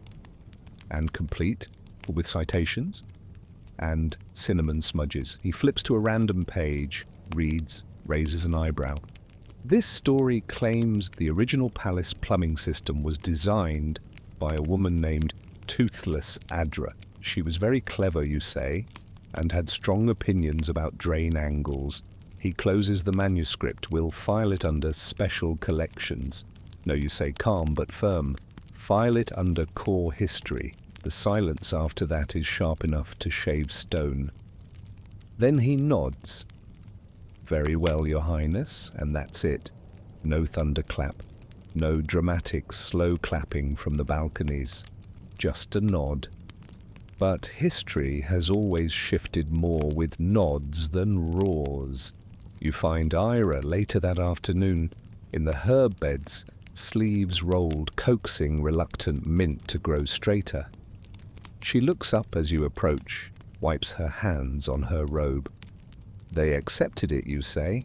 She smirks. I knew they would. You raise an eyebrow. You also said they'd throw it into the sea and make us write prayers about radishes for punishment. Both were plausible, she admits. You sit beside her in the dirt, brushing aside a stubborn beetle. This garden is a mess. Like most things worth growing, you hand her a scroll case. She frowns. What's this? Your name, you say? In the scribe's registry, official now, not hidden behind protocol or conditional approvals. It'll go in the royal census next season. She opens it, reads silently, then laughs. It says, I'm scribe of transitional histories. I argued for ink-wielding archivist of subversive narratives. You shrug. So, but the steward said it wouldn't fit on the ledgers. She stares at the scroll for a long moment. Then suddenly Sirius says, I want to leave something more than paper behind. You blink. What do you mean, I want to teach? To whom? To anyone. Scribes, servants, courtiers' daughters, market boys, anyone who wants to learn how to read what others tell them not to. You take a breath, then nod. I'll build you a room, you say. She laughs. You don't have to, I want to. Her voice quiets. Where you look out toward the palace. Then point there, between the kitchens and the servants' dormitory, not quite royal, not quite hidden, exactly where people like you live. She stares at the spot. You add, and I'll make sure it has fig trees. She groans. I swear if a fig hits me again, they're poetic now. You have to accept that. The next few weeks pass in a blur of hammers and scrolls. You commission the space under a new title, The Room of Unwritten Things. The Queen doesn't ask questions. She just sends you the builders who won't talk. Ira designs the shelves, the windows, the cushions. She insists every seat be mismatched, every scroll labeled in 2 languages royal dialect, and the language of hands, a simple, servant-coded script passed down through gestures and secret signs. The first student is a laundry girl named Belly who thinks scrolls are haunted. The second is a page boy with a stutter who asks if books can hear him. The third is your cousin, not the awful one, the quiet one, the one with eyes like shuttered lanterns and a secret stash of poetry under his mattress. He says he's only there to observe. He ends up reading aloud within 10 minutes. The room grows, day by day. So does she. Ira walks through the palace differently now, not defiant, not hiding, just herself. With ink on her fingers and a ribbon in her braid that sometimes matches your sash and sometimes doesn't, depending on how cooperative the laundry schedule is. One morning, you wake to find a note on your pillow. It smells like lavender. No ink. Just words pressed into the paper with the tip of a fingernail. We are no longer ghosts. Some mornings the palace wakes before you. Today is one of those. The sounds filter in, slowly the rattle of wooden pails in the kitchen yard, the rustle of robes in the corridors, the sharp thwack of a broom meeting an unsuspecting wall. Someone outside your window is singing a folk tune badly, and someone else is telling him to stop. You stretch, yawn, and consider staying in bed forever. Then you remember she's probably already up at the Room of Unwritten Things, probably frowning over a crooked shelf or a smudged ink blot someone left on her favorite copy of the parables. You get dressed without calling for help. The robes don't match. One sleeve is mysteriously longer than the other. The sash keeps untying itself. Still, freedom has always looked better in wrinkles. You make your way down the side corridors past the tapestries of hunting parties and celestial dragons. You nod to a steward who still refuses to believe you walk places without guards now. He stares at you like you've grown an extra eyebrow. When you arrive at the room of unwritten things, it's quiet. Too quiet. You push open the door. Inside scrolls on every surface, a kettle steaming in the corner, and Ira snoring softly in the far cushion pile. You pause, just take it in. Her braids loose, a quill stuck behind one ear. There's a scroll open on her chest with the words Royal Plumbing Records, Do Not Laugh, underlined 3 times. Her hand is curled around an ink pot, like it might escape if she lets go. You don't wake her. Instead, you sit on the floor beside her and start sorting the morning petitions from yesterday. Yes, there are morning petitions now. People from the palace, from the market, even from outside the walls, write to you both. Not with requests for favours, but with questions. Can I learn to read if I'm over 40? Can my daughter become a scribe, even though she walks with a cane? What does it mean when the old stories call the sky? Folded, you answer them all, together. Some with facts, some with parables, some with drawings of goats making poor life choices.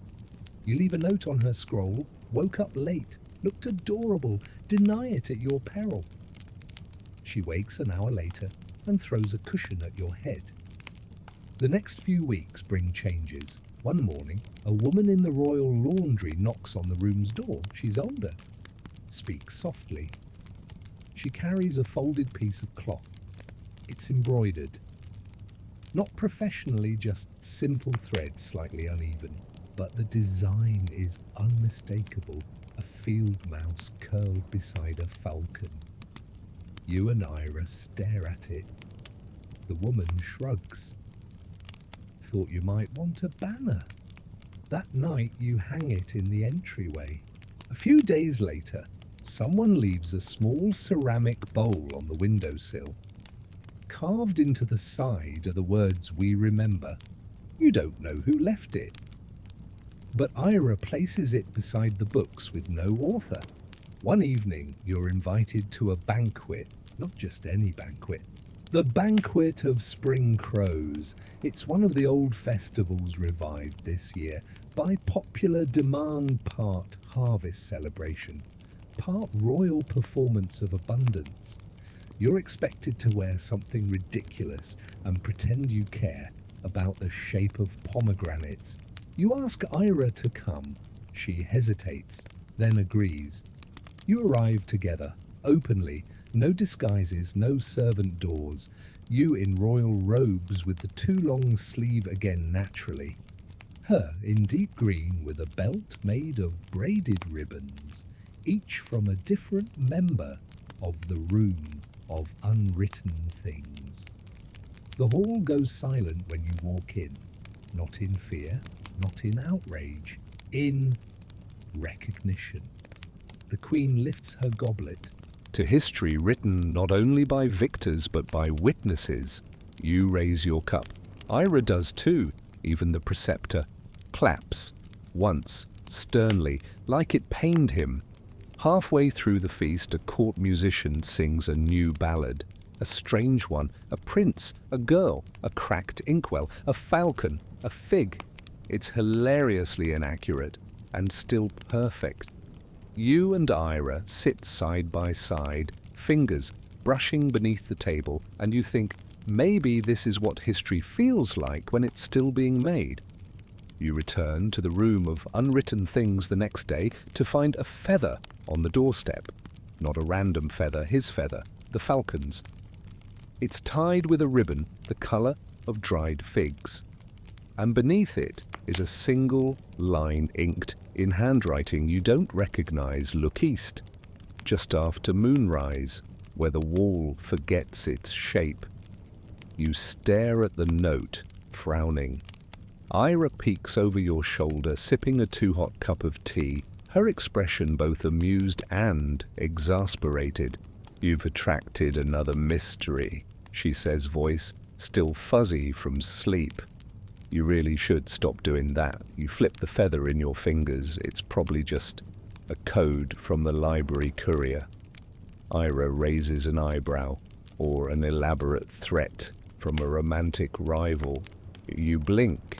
"I don't have a romantic rival," she shrugs, entirely unconvinced. Still, when moonrise comes, you find yourself heading east. She doesn't come with you, not because she's not curious, she absolutely is, but because she insists someone needs to stay behind in case it's a trap. And the room of unwritten things needs an emergency scribe's will written. "Be specific," she tells you as you leave. "If you get murdered, I want to know how. Don't just write 'stabbed.' Was it a poetic stabbing, a disgruntled historian, a pigeon uprising? You promise to include footnotes, and then you go. The eastern wall of the palace is the oldest part. Stones uneven, half covered in moss sections, patched hastily over the years with whatever the stonemasons had on hand. It does look like it forgot its shape. There's a corner where the stone curves unexpectedly, forming a shallow alcove beneath a collapsed arch. You find a figure waiting there, hooded, silent, not threatening, just quiet. You keep your distance. They raise a hand, offer you a scroll, you take it. No words exchanged. They vanish as silently as they arrived, slipping through a crack in the wall you didn't know existed. You unwrap the scroll carefully. Inside a letter addressed not to you, but to her. You read it anyway, just a little. It begins, "Ira, my daughter." Your breath catches. The rest of the words are written in a hand older than time, soft and slanting. They speak of regrets, of exile, of a life lived far from marble halls and golden fans, of a story interrupted. You read the signature. You've never heard the name, but you know what it means. You return to her in silence. Place the scroll in her hands. Say nothing. She reads. And when she finishes, she sits very still. Then very softly, "She's alive."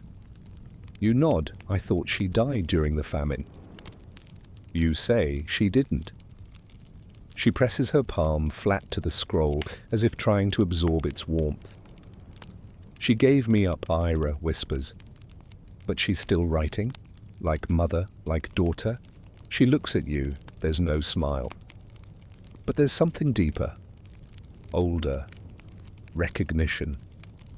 That night you sit together under the almond trees, not speaking much, just listening to the breeze, the owls, the occasional soft rustle of a page as she rereads the letter. She doesn't cry, not exactly, but her hands tremble a little when she traces the name at the end.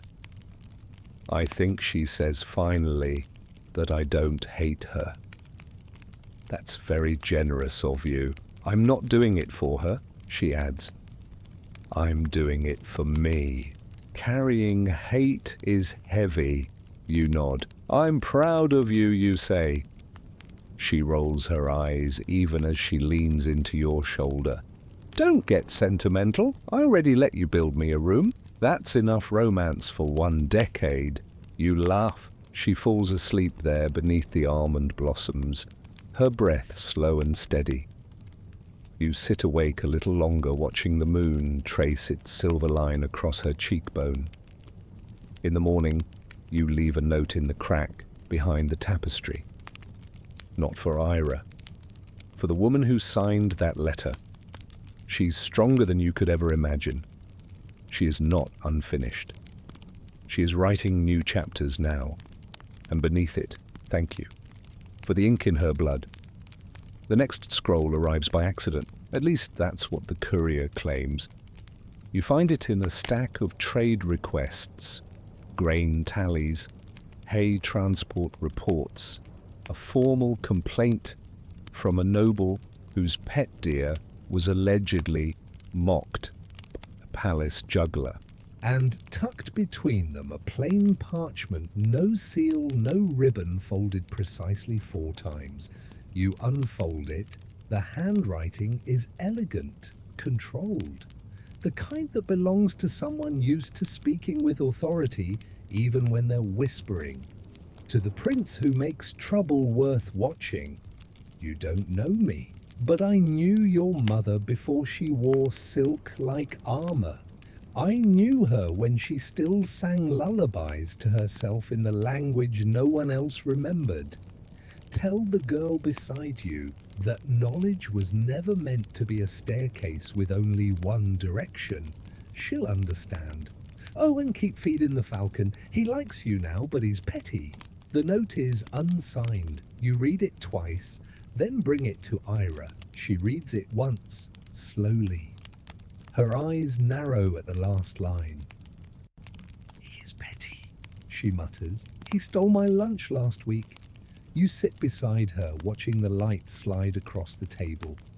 It's late afternoon, the kind of golden hour that makes even tax scrolls seem romantic. You know what it means, you ask? She nods. There's network, quiet, old, the ones who taught each other in basements and kitchens. Some of them survived. They're watching. She folds the note carefully. Not out of fear, out of respect. They're rooting for us, she says. That's when you realize this story isn't just yours anymore. The room of unwritten things is no longer a room. Not really. It's a ripple. That afternoon, a boy from the stable delivers a letter. It's sealed with red wax and smells faintly of horses and wet hay. You open it? Dear Prince, can I write in your library room? I don't read fancy letters, but I know how to draw maps. And my sister says I'm good at not lying. Also, your friend with the braid gave me a biscuit. She scares the mean guards. I like her. From Wren, age 9.5. You show it to Ira. She reads it, smiles and says, he's hired. You reply with a hand-drawn map of the room, complete with arrow pointing to best cushion for ideas and a little sketch of a fig tree giving a thumbs up. Wren arrives the next day with 3 pencils and a notebook covered in stick-figure battles. He refuses tea, accepts 2 biscuits, draws a floor plan of the entire room and labels the corner where Ira sighs the most, thinking spot danger level medium. After that, more letters arrive. From a girl who wants to write stories about birds that read fortunes. From a baker who can't write but sends in riddles scratched into pie crusts. From a retired palace guard who remembers a time before the Book of Winds disappeared and asks quietly if it's back yet. You write back to each one. You and Ira take turns. She signs hers with a small ink drawing of a quill wrapped in vines. You sign yours with a crooked crown and a joke.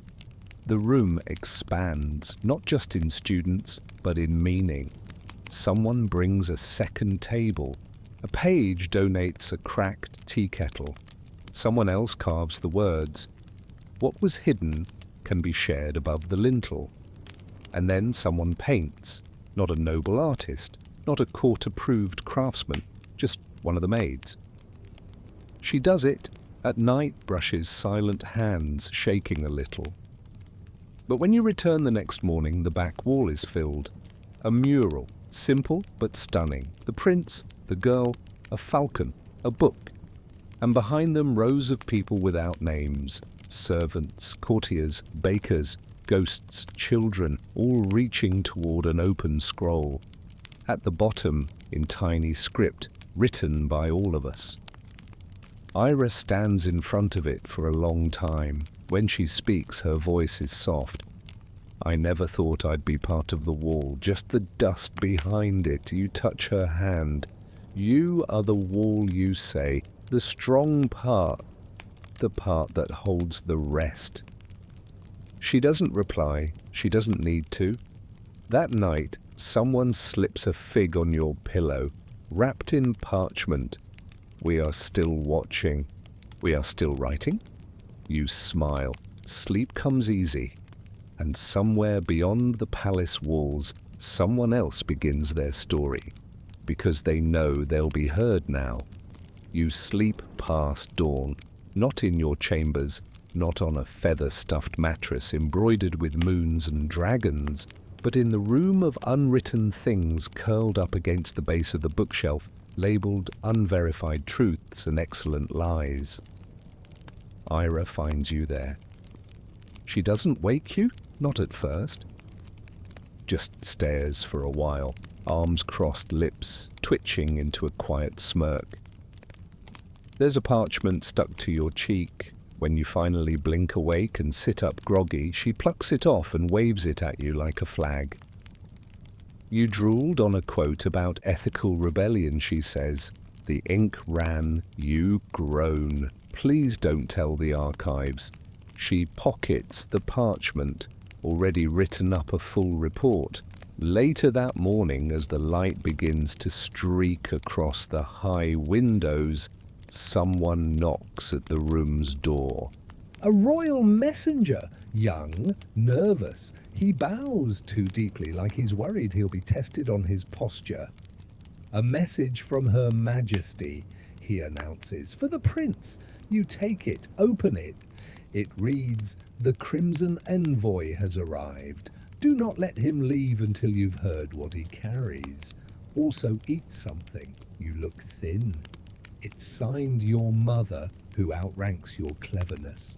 Ira reads it over your shoulder. Who's the Crimson Envoy? You blink, no idea. Sounds like either a diplomat or a fire dancer.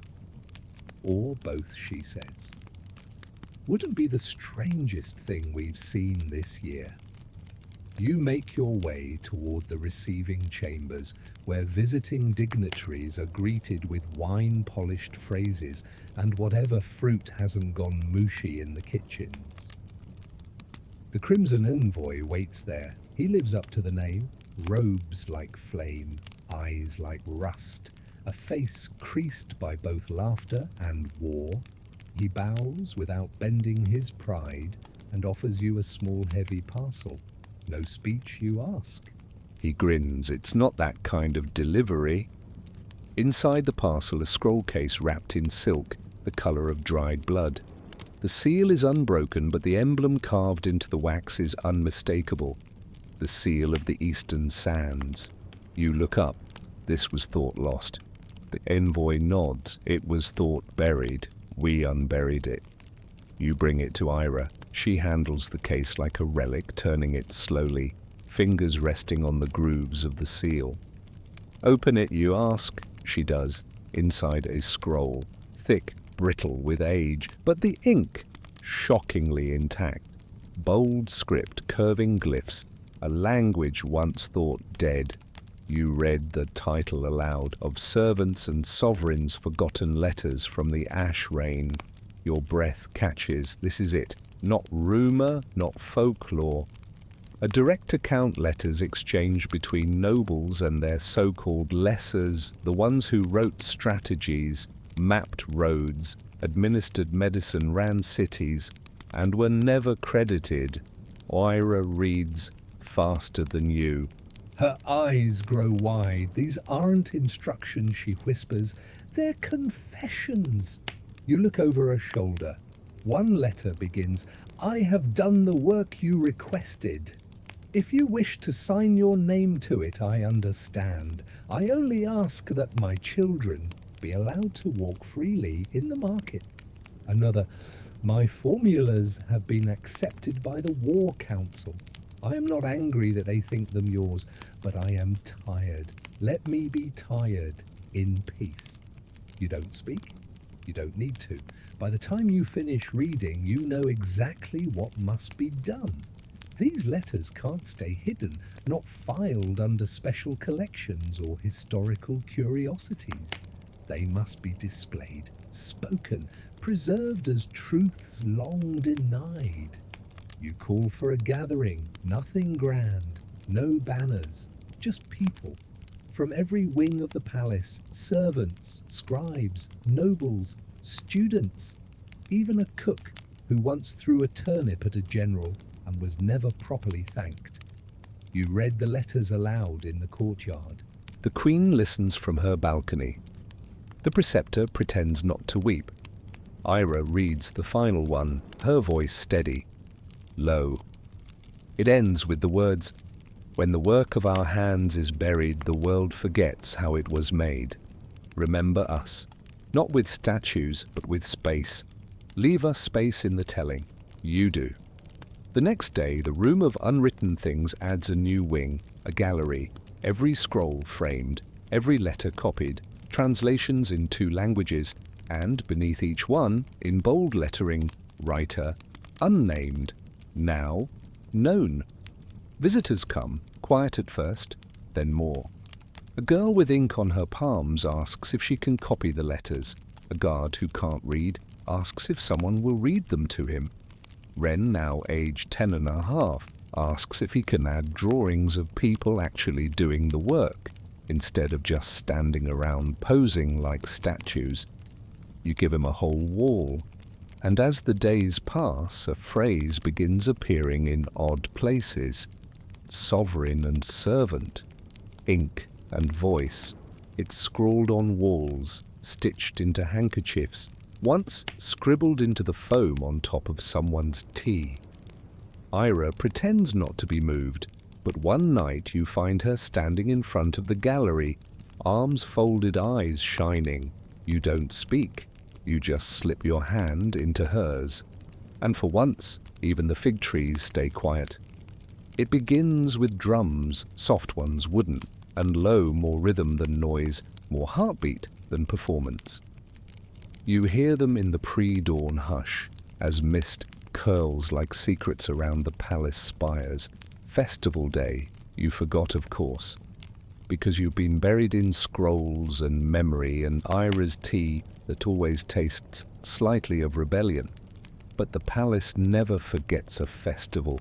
This one's for the moon returning, a time when old debts are forgiven, new stories are blessed, and everyone pretends that nothing scandalous ever happened the year before. You know better. You also know what the festival means: masks, parades, torches, and most importantly, disguises. You step into the room of unwritten things, still half asleep, and find it covered in chaos.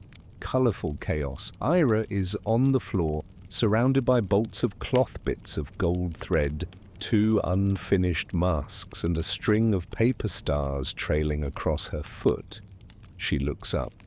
"You're late," she says. "For what, our escape?" she replies, as if you're a bit slow this morning. You blink. "I assumed we'd hide here until the drumming stopped." She grins. "Incorrect.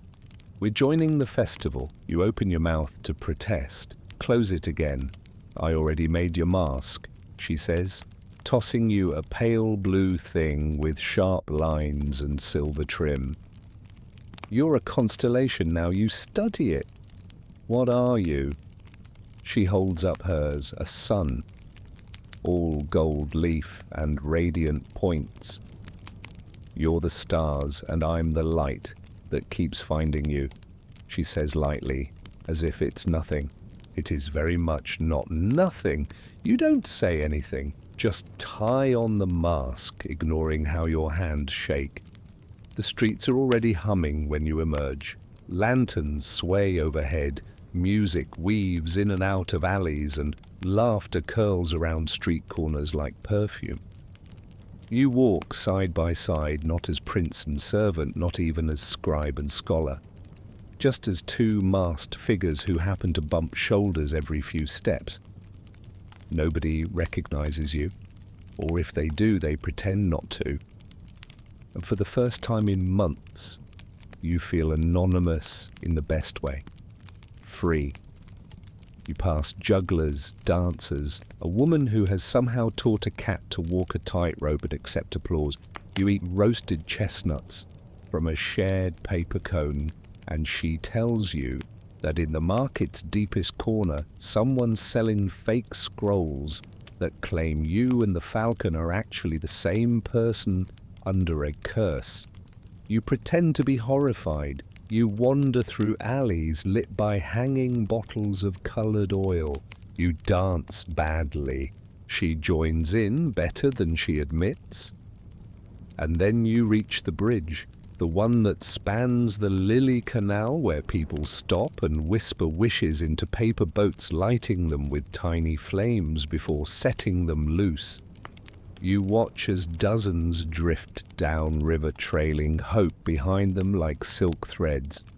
Ira steps to the railing, writes a single word on her paper. You can't see it. She lights it, sets it afloat, then turns to you, your turn. You hesitate, then take the parchment and write more. Just that. She watches you light the flame. As your boat joins the others, she asks, "More, what more of this?" you say, "Whatever this is." She looks at you, and for a moment, the masks feel irrelevant. After the bridge, you return to the room. It's late. You peel off the mask. Your face is sweaty, your feet sore.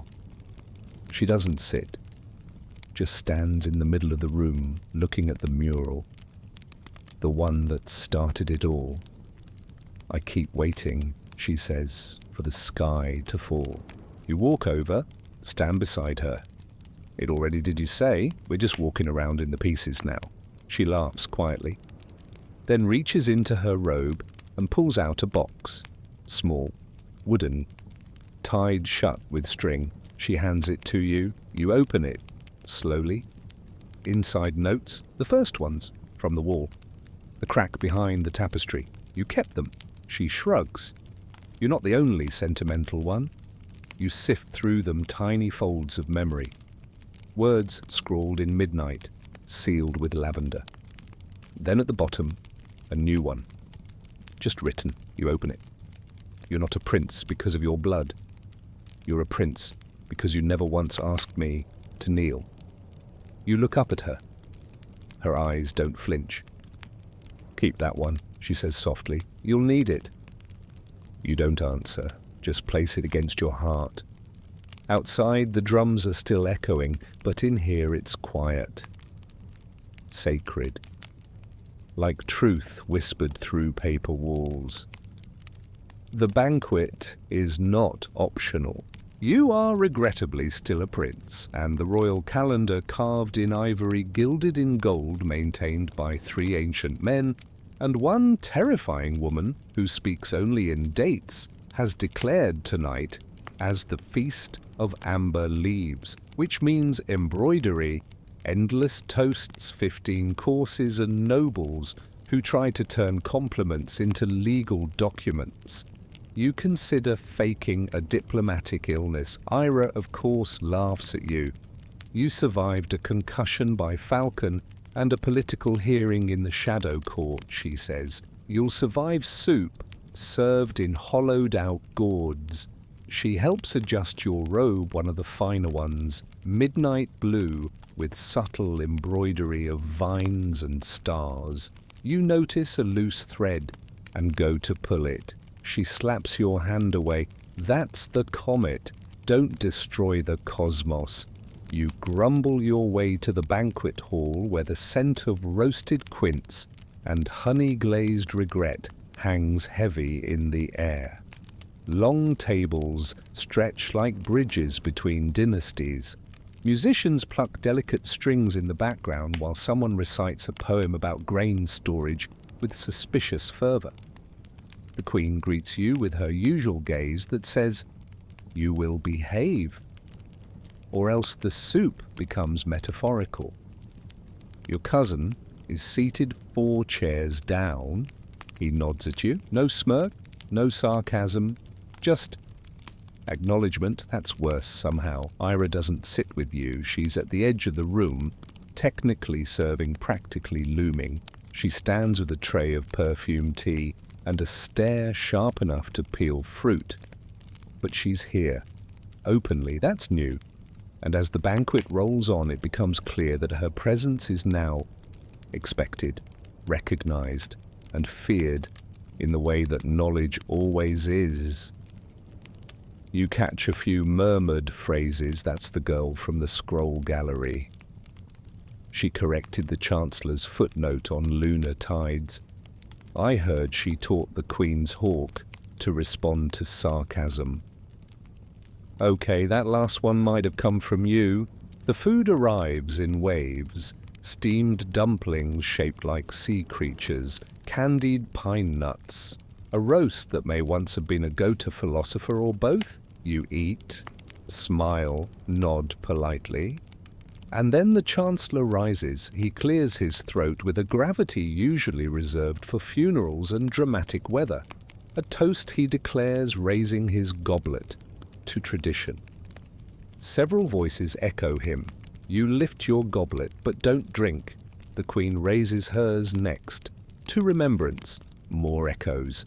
Then you rise. Slowly, you tap your glass. A few heads turn, then more. To change, you say, just that. A beat of silence. Then a few scattered goblets rise. Not many, but enough. You sip. The wine tastes older than your grandfather's bedtime stories. You glance at Ira. She bows barely, but it's there. After the banquet guests drift toward the fire-lit terraces, you escape the ceremonial toasting with the grace of a boy who's practiced disappearing in silk. She joins you behind one of the arched lattice walls. The night is crisp, stars burn bright. The moon wears its smuggest face. Well, she says, that was a lot of pheasant. And even more posturing, you reply. She leans against the wall, arms folded. Then, you said it? Said what change? You nod. I meant it, I know. She pulls something from her sleeve, a folded parchment. You've been approved, she says, for formal sponsorship of the room. You blink. You submitted paperwork. She shrugs. I like forms. They're like riddles that bite back.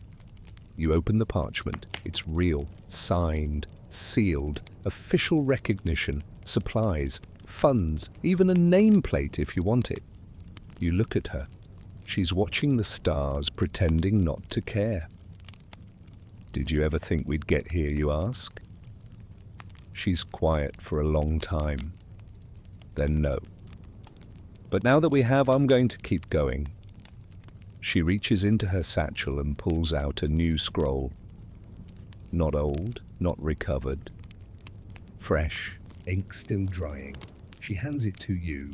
You open it. Syllabus for new students of the unwritten. The first line reads, "We begin with what you were told never to ask." You look up. She's smiling now, not smug, not shy, just full. And suddenly the stars don't seem so far. The Queen summons you both at sunrise, not to the throne room, not to her study, to the garden. That alone tells you something is different. The royal garden at dawn is eerily quiet. The hedges wear mist like old shawls. The fountains haven't started yet, and the air smells like damp moss and memory. She stands at the center of it all in a robe the color of smoke, one hand resting on the marble sundial that's older than half the court. Beside her, 2 scrolls. You glance at Ira, who looks like she hasn't blinked since you entered. "Walk with me," the Queen says, and you obey. She leads you through the citrus grove first. Lemons and bitter oranges, tiny and defiant. These trees were a gift, she says, from a merchant whose daughter rewrote her wedding contract to include the right to run her husband's estate in his absence. You smile. That sounds familiar. She did it in secret, the Queen adds, then taught 6 others. Quiet change always comes first. She pauses by the lilies, then gestures to the scrolls. One is a title, she says to Ira. Offered to you? Ira stiffens. What kind of title, noble? The silence stretches. You feel her shift beside you like a door caught between open and closed. The Queen continues. It would give you land, status, a place in the registry that can't be erased with a shrug. And the other scroll, Ira asks. A decree, the Queen says. A new title entirely created for scribes who choose not to rise through nobility. A third space. You blink. That's never existed. It will now, she says. She turns to Ira. You may choose either or neither, but you cannot keep walking in the gap between shadows. That's how people disappear. Ira says nothing for a long time. Then I don't want to be noble. You nod already, knowing. I don't want to be erased either, she adds. The Queen smiles, then take the third path. She offers the scroll. Ira takes it, doesn't open it yet, just holds it like something sacred and sharp. Thank you, she says. The Queen nods. No, thank you, you made it necessary. You walk back to the palace in silence, but it's not heavy, it's charged. You're both different now. Inside the room of unwritten things, Ira finally unrolls the decree. At the top, title scholar of the sovereign margin. Under it, rights of record, rights of descent, rights of written preservation, even the right to refuse royal commission. You laugh. You're now legally allowed to ignore me. I always was, she replies. The plaque arrives 2 days later. Someone carves it by hand. It's not ornate. Just clean, clear letters affixed above the door. Ira of the third incline. Scholar of the sovereign margin, instructor, historian, servant of truth. She rolls her eyes at the third line. Bit dramatic. You shrug. Still accurate. You hang the plaque together using a ladder that wobbles ominously. After you both sit on the floor eating stolen cherry tarts from the banquet pantry, she asks, do you think they'll take it seriously, the plaque? No, the title. The idea of a third way. You nod. Not all of them, but enough. She leans back. I'm still going to scrub ink off my fingers every night, better than scrubbing court lies from your mouth. She laughs. True. Later, Wren storms in with a new map. This one's massive, painted with fingers, depicting the entire palace, only everything is upside down.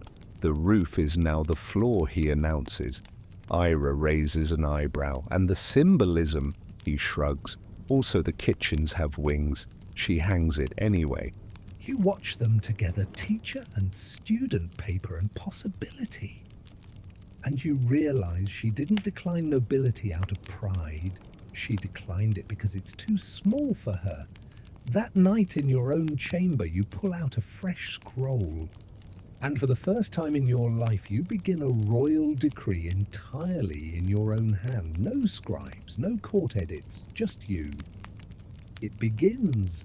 Let it be known those who have stood in shadows will now be offered space in the light, not borrowed, not conditional, but their own. And underneath this is not reform, it is return. You wake to birdsong and bureaucracy. Not the charming kind either, the urgent kind. Scrolls piled like snowdrifts on your desk, each one marked with royal seals and courier smudges. Your name scrawled in varying degrees of desperation. It's the response to your decree, and it has arrived like a polite storm. The first few scrolls are warm, encouraging, cautiously supportive. The fourth is 12 pages of dense text about historical precedent and why certain functions of sovereignty cannot be extended to those of indeterminate bloodline or untraditional station. You read it twice. Then without hesitation you feed it to the fireplace. Ira finds you standing there later, arms folded, staring at the flames. She raises an eyebrow. Let me guess. Nobles throwing temper tantrums because someone else got to speak at the grown-up table? You nod.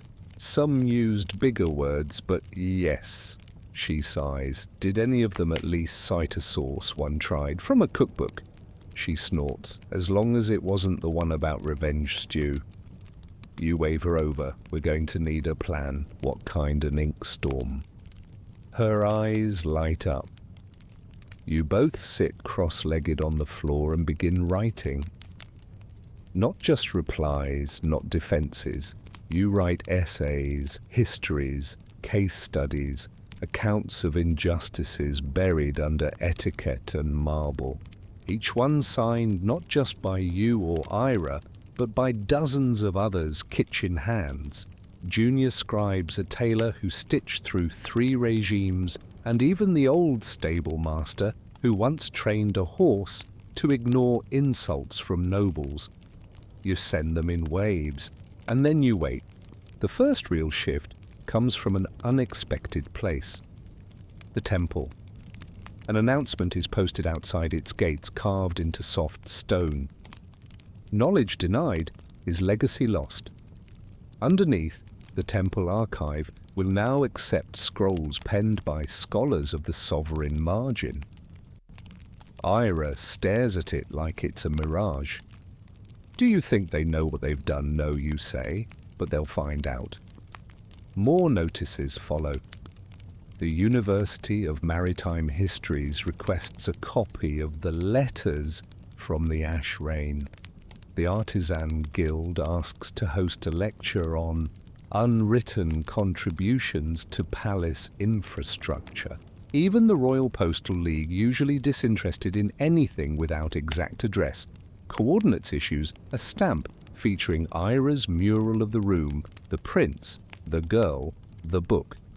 Wren's upside-down kitchens are in the corner. Do you realize Ira murmurs, "This is how canon changes. Canon never stood a chance," you reply. Then comes the confrontation. You're summoned to a gathering of high ministers, not in the public hall too theatrical, but in the marble chamber where real power speaks in whispers. They're seated in a half circle when you arrive. The Chancellor, the Preceptor, 2 finance officials, a cousin you forgot existed, and the Queen, of course, seated at the center. A neutral expression sculpted from centuries of tradition and tea. You've stirred the river, says the Chancellor. Rivers are meant to flow, you reply. The Preceptor leans forward. There's fear, he says quietly, among the court, that the room of unwritten things is becoming political. You don't blink. It's always been political. You just didn't notice when the words were buried. Silence. Then the Queen speaks, and her voice is silk on steel. I approved his decree, she says. If you wish to challenge it, you may. In the old way. The Chancellor's face twitches. The old way, he repeats. A public forum, 3 debates, 1 verdict. No robes, no titles, just ideas. Your heart skips. That hasn't been done in generations. You glance at the Queen. She meets your eyes, unsmiling, but steady. This is her way of telling you if you want this future, you must earn it. Fully, publicly. You nod. I'll stand, you say. Ira is waiting for you in the garden when it's over. You sit together under the fig tree that once dropped fruit on your head. It's happening, she says softly. Real change. You lean back against the trunk. It's also terrifying, she laughs. Of course it is. Then she looks at you, really looks, and says you don't have to do this alone. You reach for her hand. I never have. That evening, the fig tree drops another fruit. It rolls into Ira's lap. Inside, yes, inside is a tiny note, curled like a secret. Write louder. We are listening. The first public debate is held in the amphitheatre, not the grand one used for royal celebrations, the older one, the one with cracks in the stone and moss in the corners where birds have taken to nesting under the columns, and the echo, makes everything sound like prophecy. You stand at the center, no throne, no podium, just a worn circle of stone and the weight of 50 listening hearts. Across from you stands Minister Roten. His robes are pristine, his voice is smooth. He begins with a bow so slow and theatrical, you wonder if he's ever finished one before breakfast. I come not to reject innovation, he says, but to protect stability. Ah yes, stability. That charming word used throughout history to mean nothing changes except the name on the banner. He talks for 10 minutes straight. He references ancient scrolls, a census from 3 reigns ago, and a fish tax no one has enforced since the Carp Uprising. Not a joke. Look it up. Finally, it's your turn. You glance at the crowd, not nobles, people, students, workers, a few curious cats. Ira stands just outside the circle, arms folded, head tilted. You speak slowly, clearly. No one here fears stability, but stability built on silence isn't peace, it's paralysis. We were never meant to freeze the kingdom in amber. We are meant to grow. You pull from your sleeve a folded page, a letter. You read it aloud. It's from a seamstress. Anonymous. It begins.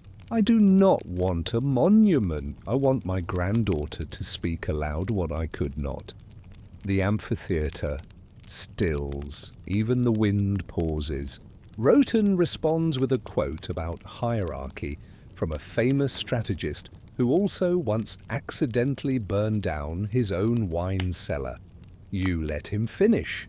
Then you ask calmly, "Do you believe wisdom only travels upward?" He hesitates, then says, "Wisdom is earned." You smile. So let's listen to those who've been earning it, unnoticed.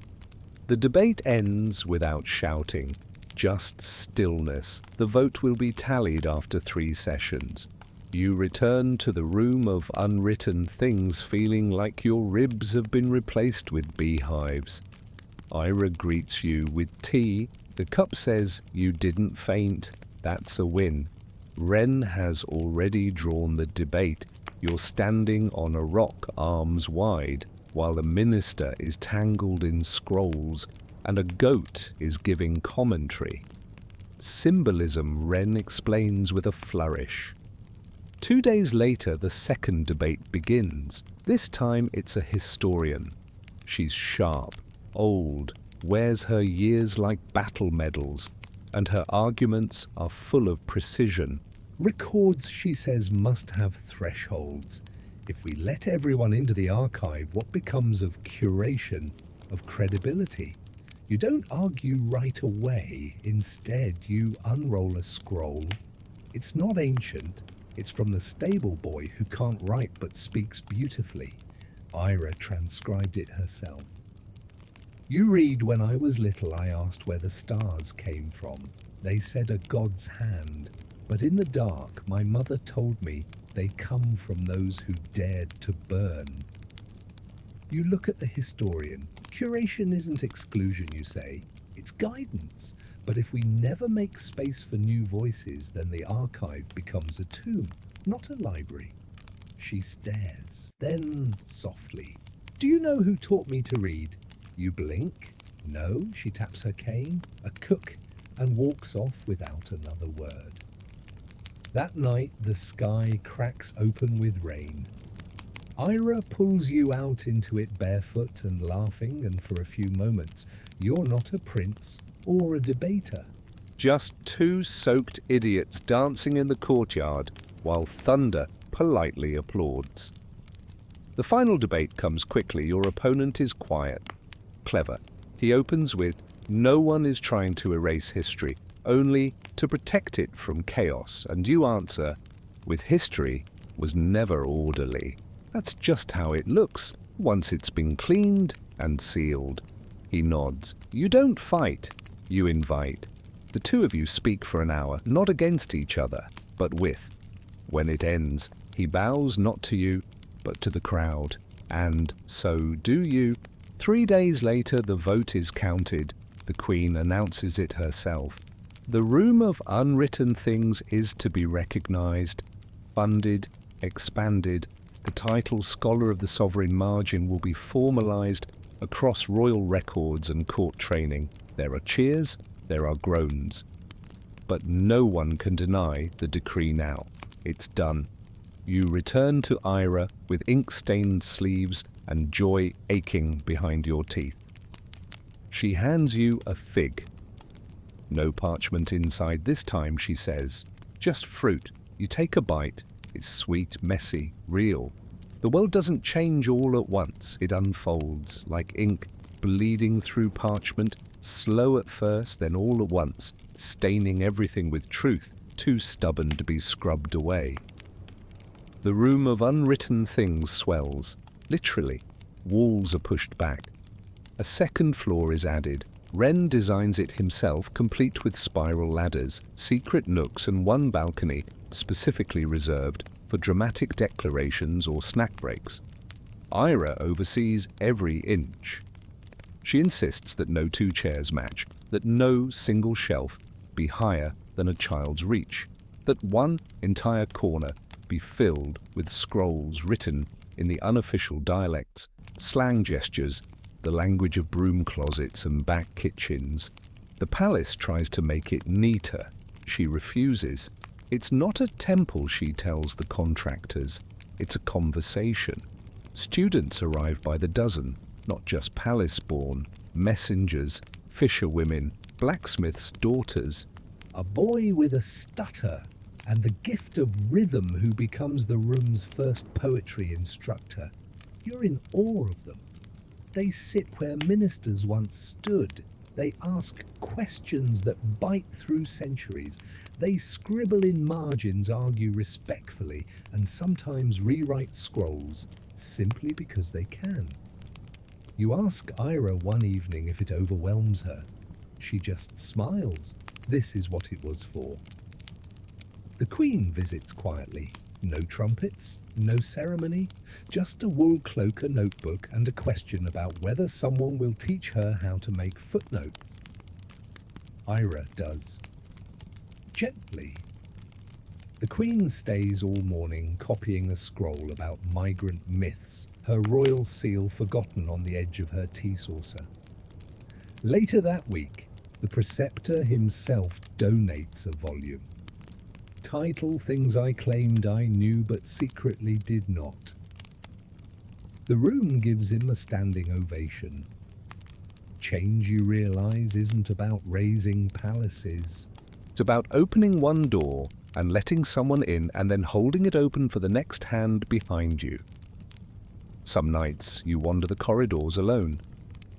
You find scrolls left on benches, half-finished, poems, letters addressed only to tomorrow, and drawings, so many drawings. One shows you and Ira flying on the back of the falcon holding scrolls like swords. Another is a crude but charming attempt at rendering Wren teaching punctuation to a marmot. There's also a new mural, painted by students. It stretches across the inner wall, not a scene, a map, but not of land, of voices. Each curl and line is a name, a quote, a laugh captured mid-breath. Not a single one belongs to someone titled. And yet the mural pulses with importance, with gravity. You trace a section with your finger. There, your words from the first debate. And there, Ira's quiet note to herself, don't forget what silence cost. One day a delegation arrives. Not from the palace, from a neighboring kingdom. They've heard about the room.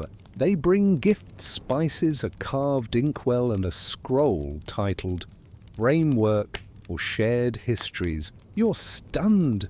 They want to copy the idea, not colonize it, partner with it. You bring the scroll to Ira. She reads it 3 times and then says, we'll need more cushions.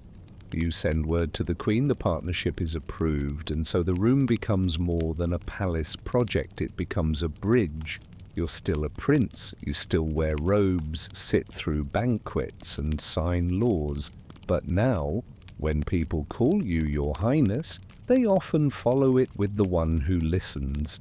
And Ira, she's still impossible. She leaves ink pots in your bed when she's annoyed.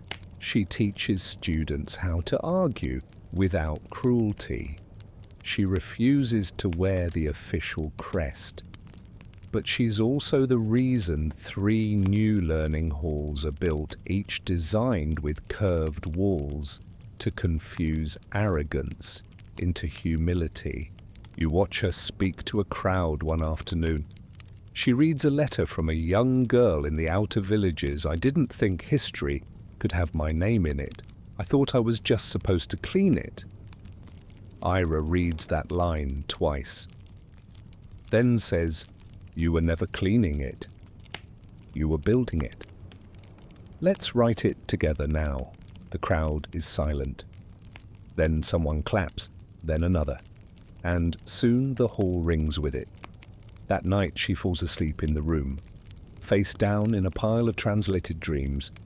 You drape a blanket over her, whisper, "Thank you." She doesn't stir, but you know she hears it. The walls hold that sort of thing now. They're good at listening. The falcon returns. He's been gone for weeks, possibly months. Time has softened around the edges since the room became a hub of murmurs and margins. He arrives without announcement, soaring through the arched window during a midday scroll session, sending a pile of papers flying and causing 3 students to dive beneath a table. Ira doesn't flinch. She just looks up from her parchment and says, "About time." He lands on the window ledge, feathers dusted with desert sand talons clicking on the stone. Around one leg is a scrap of cloth knotted tightly. No seal, no wax, just thread, sun-bleached and frayed. You take it gently. Inside ink in a hurried hand. We found the other scrolls, the ones buried with the salt scholars. There's more. You feel the world tilt slightly beneath your feet. There had always been rumors of the salt scholars, traveling scribes who wrote the histories of those too sun-scorched to bother keeping them. Traders, servants, midwives, stonecutters. They wrote in salt, they said, on leather that cracked like old skin, and their words vanished into time. Or so you thought. You show the note to Ira. She doesn't say anything at first, just folds it into her sleeve and starts gathering supplies. "You going?" you ask. She nods. They've called. And me? She looks at you and her face softens into something between pride and gentle challenge. "This part's not yours," she says. "Not yet." It stings a little, but she's right. Some journeys need to begin alone. Still, she lets you walk her to the gates. You carry her satchel. She adjusts your collar. You both pretend not to be memorizing each other's faces like pages you're afraid will get smudged. At the gates, she pauses, says you'll keep it running, the room, nod the story. You nod. She presses something into your palm. A ring. Not a signet, not royal, just iron shaped like a quill. She turns and leaves. No flourish, no final look, just the steady pace of someone who knows the road will listen. Days pass. The room shifts without her. Students adapt. One of them, Mina, who writes with her left hand and speaks in metaphors, starts teaching the younger ones. Wren begins organizing scrolls by mood, not topic. You're unsure whether slightly haunted counts as a valid category, but the students love it. You miss Ira, not just her voice, her glare, her barely sugared tea. You miss her presence, the weight of knowing someone else understood that stories were more than parchment. Then a package arrives, wrapped in oilskin, no name, inside 3 scrolls, translated from the salt glyphs. written by a woman named Nay, who describes childbirth in the back of a moving cart, recipes made from memory, and a system of timekeeping that used shadows and sound instead of sun. You read them all in one sitting. They feel different, older, rawer, but real, so real. You post them in the room in a section newly carved into the east wall, the Horizon Collection. Underneath a sign, these words, "Walked far to find us." That night you dream of Ira standing in a sea of white dunes, ink trailing behind her like a river. She doesn't speak, but she holds up a page and it's blank. Waiting. When you wake, the falcon is on the windowsill again. This time he has nothing tied to his leg, he just looks at you. And you get it? She's safe, she's writing, you sit at your desk, pull out a new scroll. And begin today, the wind brought back a silence that somehow speaks, and I listened.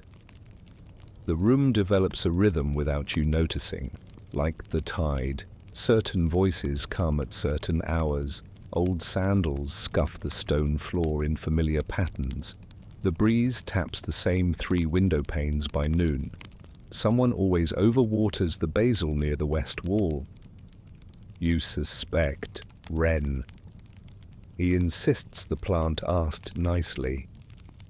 And yet without Ira, something remains slightly off-kilter. Not broken, just waiting.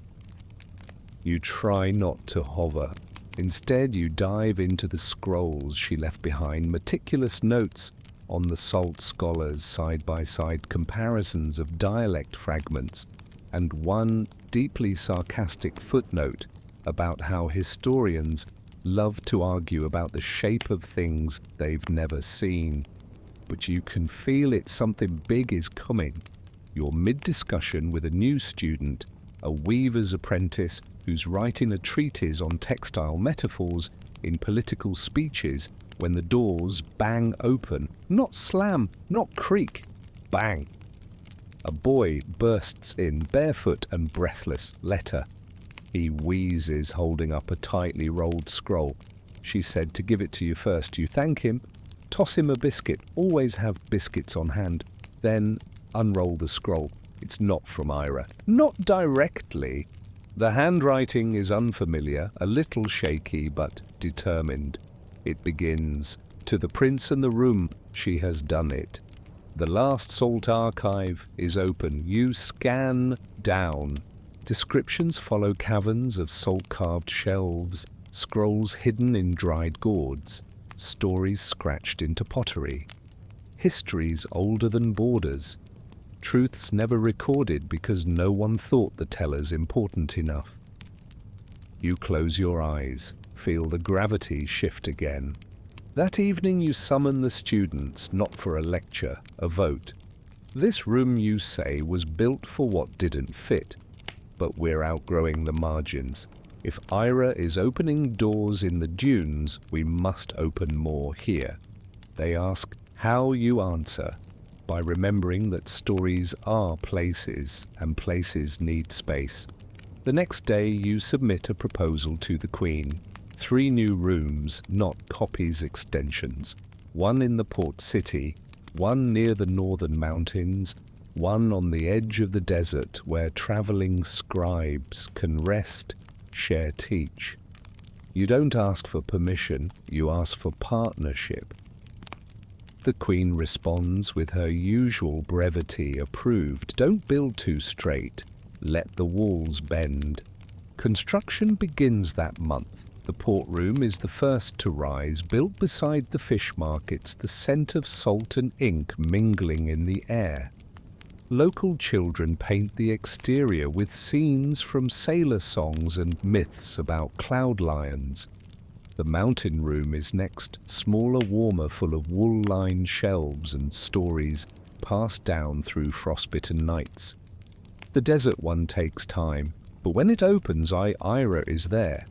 Sunburned, sand-dusted, smiling like someone who has seen the edge of a secret and been invited in. She doesn't say anything at first when you arrive. Just pulls you into a hug so sudden it knocks your balance. You kept it moving, she whispers. You lit the path. You walk the salt room together. The scrolls smell of wind and patience. She shows you one written in crushed beetles and thorn ink, another on cloth, stitched with symbols instead of words. You sit beside her and help translate a lullaby sung to children who slept on ships with no anchors. At dusk, she asks, do you think they'll read these back in the palace? You pause. Then they will if we write louder. She chuckles. You always were the noisy one. And then she leans back against the wall. The sun sets through carved slits in the salt rock, turning everything gold and ghostly. She says quietly, I missed you. You smile. You didn't miss me. You were busy carving a future out of stone. I can do both, you believe her. That night, under a sky so wide, it hushes even your racing mind, you and Ira sit on the roof of the desert room. She reads aloud from one of the salt scrolls. Her voice is rough with travel but steady. The words speak of grief, of home, of a woman who once dreamed of painting stars onto her roof so her children wouldn't forget the sky. When she finishes, there's a silence that doesn't need to be filled. Only honored. You squeeze her hand. The room is no longer just a room. It's a heartbeat, and it's still growing. The room is never quiet again. Not in a bad way. In a way that means it's breathing, pulsing alive. A storyteller from the Western Isles arrives and teaches by song. A group of palace guards starts holding reading circles at midnight disguised as patrols. A butcher's daughter pens a treatise on justice using only metaphors from soup. Ira returns to the palace only briefly, claiming she needs a break from sand in her teeth. You don't argue. You just hand her a bowl of figs and a new robe, this one stitched with small embroidered suns along the sleeves. You're a solar event now, you explain. She rolls her eyes. Good. Maybe I'll blind the preceptor. You both laugh harder than you should. Later that day, an emissary from the coastal territories visits. He's heard rumors, not of royalty or rebellion, but of pages. He brings a scroll sealed with blue wax, asks for entry to the room, and says he wishes to contribute a collection of storm law weather passed down through poems, crop notes, and whispered warnings. You offer him tea and a cushion. He weeps quietly when he finds his grandmother's handwriting among the salt scrolls. I thought she'd vanished, he whispers. You hand him a brush and a pot of ink. Add her name. He does. That becomes a new practice, naming the lost. At the start of each week, a gathering is held. No fanfare, no hierarchy, just voices rising to speak names of those who wrote, who mended, who planted, who sang. Some names crack in the air like thunder, others flutter down like forgotten petals. Each one is recorded stitched into the growing archive of presence, a single long scroll that now stretches across the ceiling beams. Wren designs a pulley system for it. The students call it the sky. Meanwhile, the political temperature simmers. Not everyone's pleased. You overhear murmurs, nobles muttering about disorder, about the dilution of pedigree. You respond not with anger but more scrolls. You send out messengers to farming villages with blank parchment and ink pots. You ask one question. What do you remember that no one ever wrote down? The responses are staggering. One woman sends a series of ink prints made with her fingertips, each one a shape she uses to teach her deaf grandson how to read lips. A fisherman describes the tide like it's an animal with moods and stories. A boy writes of his mother's laughter, how it changed shape depending on the season. All of it you copy, all of it you post. Ira begins teaching a course called Truths the Archive Feared.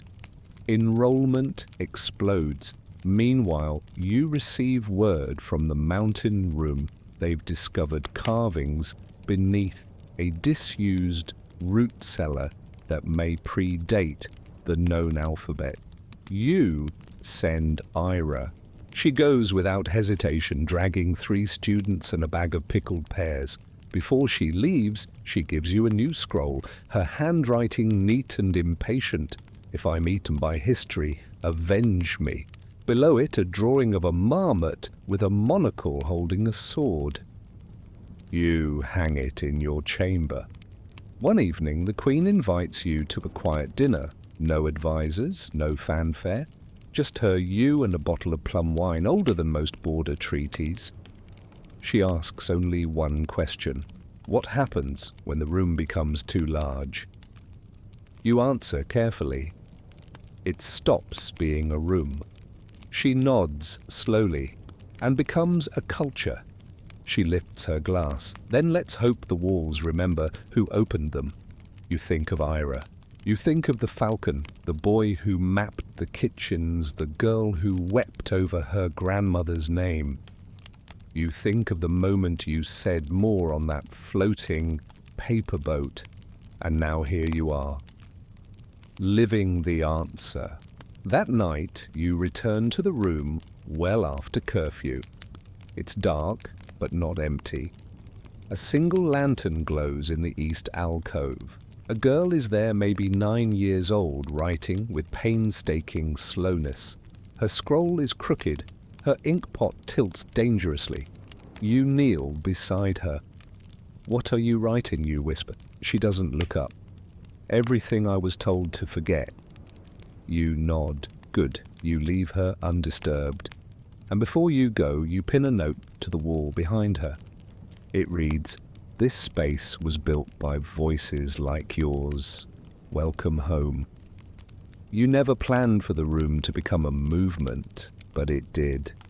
It seeped beyond scrolls and ink, and into the cadence of street songs, into the way people greet each other with, "Have you written today?" like it's the weather.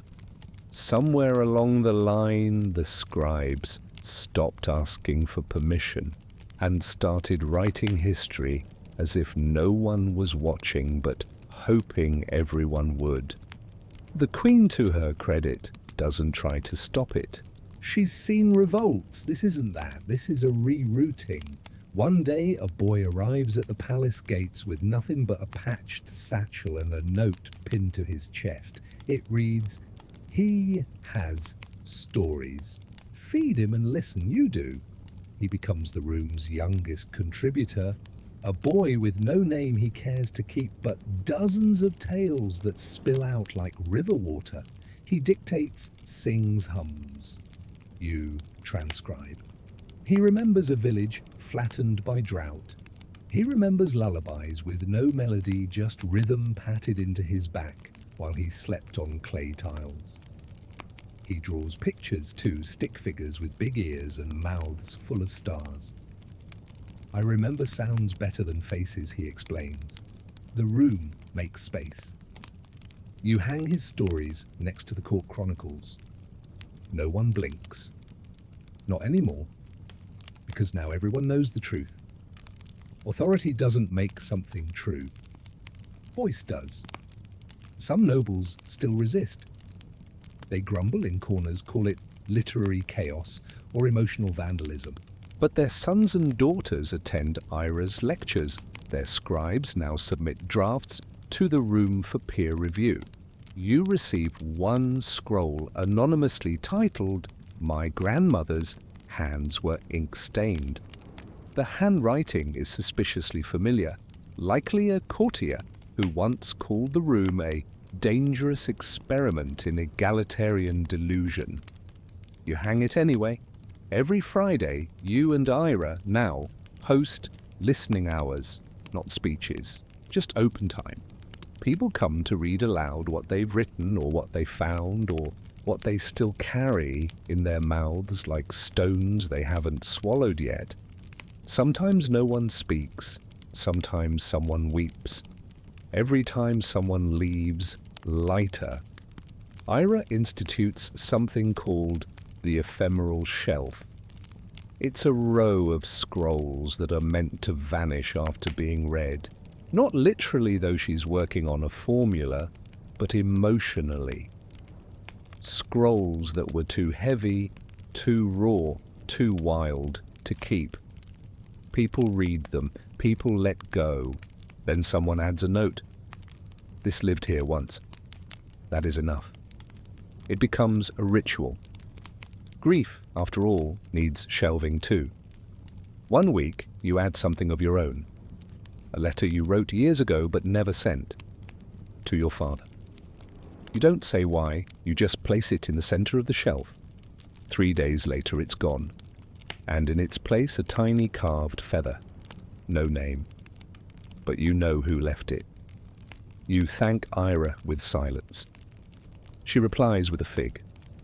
One night, deep in autumn, the room hosts its first lantern story night. No curriculum, no scrolls. Just people sitting in circles with warm lamps and warm drinks and stories passed mouth to mouth like breath.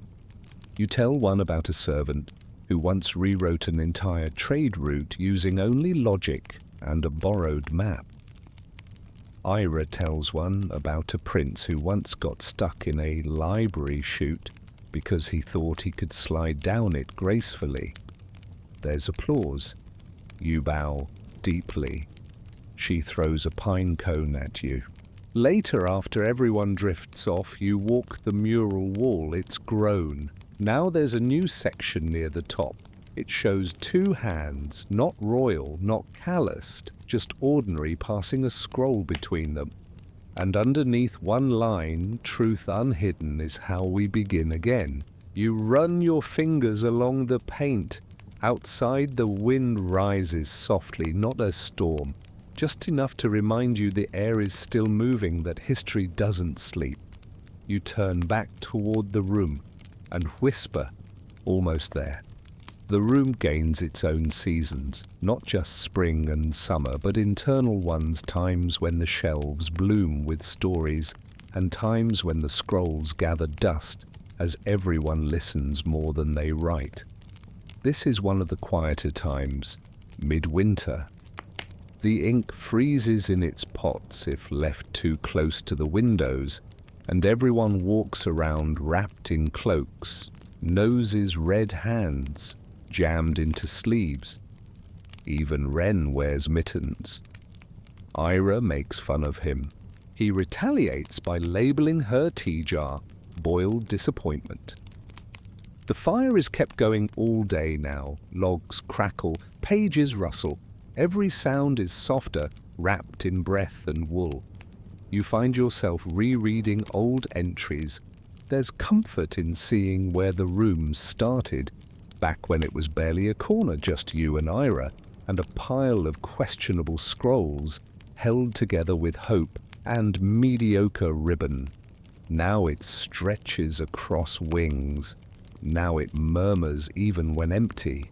One morning you wake early, before sunrise, before the stewards start their clanging and the birds launch their daily debate over the fig tree. You light a lamp and go to the room. It's still. Not silent, just hushed, like it's holding its breath. You walk to the east wall where Ira has begun drafting a new mural. This one's incomplete, just outlines and brush marks. You recognize faces. Yours. Hers. Wren the Queen. Even the marmot, he's wearing a monocle again. But at the center of the mural is someone unexpected, a servant, not Ira, someone else, older, wrinkled, holding a broom in one hand, a scroll in the other. Above her, a canopy of stars made entirely from ink splotches. You stare at it for a long time. Then find Ira sitting near the hearth, scribbling notes in her lap. You added her, you say. She doesn't look up. Someone had to. Who was she? My grandmother Ira says softly. Taught me to write when I was 5. In ash. On a floor no one else ever swept. You sit beside her, say nothing for a while. Then she'd be proud. She wouldn't believe it, Ira says. But maybe she'd sit down and add a few notes in the margins. You smile. The room is warm despite the frost clawing at the windows. Later that day, the Queen arrives. No warning. She comes in a cloak, the colour of dried lavender, her boots caked in snow, her hair pinned with something that looks suspiciously like a quill. I came to donate, she says. She hands you a sealed scroll. It's heavy, royal wax. You open it carefully. Inside, her personal journal. A record of her reign, written by her hand, no edits. I want the future to know what it cost, she says, and what it gave. You bow low, not because she's the Queen, because she chose to be remembered honestly. She stays for a lesson. Ira teaches her how to bind pages using thread soaked in mint tea for luck. The Queen laughs exactly once. It echoes for hours. That evening, Wren announces he's written a play based on the room. It's terrible, in the best way. There are talking scrolls, a villain who steals punctuation, and a heroic librarian who defeats censorship with a flying thesaurus. You and Ira both perform in it. You play yourself. She plays the marmot. It is, she claims, her most accurate role. The students applaud wildly. One of them writes a review titled, How I Learned to Argue with History and Win. You pin it next to the east window. Winter rolls on. Letters keep arriving from distant provinces, from across the sea. One scroll simply reads, I wrote this under a broken lantern in the storm. I don't know if it matters, but I couldn't sleep until I told it to someone. You copy it by hand and place it in the central alcove, because of course it matters. It all matters. At the end of the week, you and Ira sit outside the room. The snow has finally stopped. Above the stars are visible again. You point at one. That one looks like a question mark. She nods. Mine looks like a story mid-sentence. Neither of you says what you're both thinking, that this has become more than a project, that it's a world now, one you both live inside, and one that finally listens back. The question arrives wrapped in a plain cloth bundle carried by a courier with frost in his beard and ink on his fingernails. He hands it to you without speaking, then vanishes into the dawn. You bring the bundle to the room and open it slowly. Inside is a scroll. Simple parchment, no seal, no insignia. Just one line written in calm, deliberate strokes. What happens when the prince is no longer a prince? You blink. Read it again. Ira watches you from across the room, sipping tea, steeped in something far too strong for polite company. You show her the scroll. She doesn't ask who sent it. She just says, well, that's the question, isn't it? You sit with it for hours. The room continues around you. Students argue over metaphors.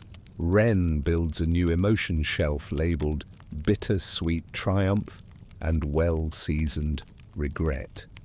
But you can't shake the question. You've done what you set out to do, more even.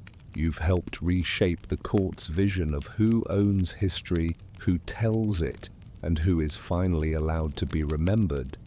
And yet you are still a prince, still bound to a throne, still walking in shoes that fit only because you've walked in them so long, the blisters turn to calluses.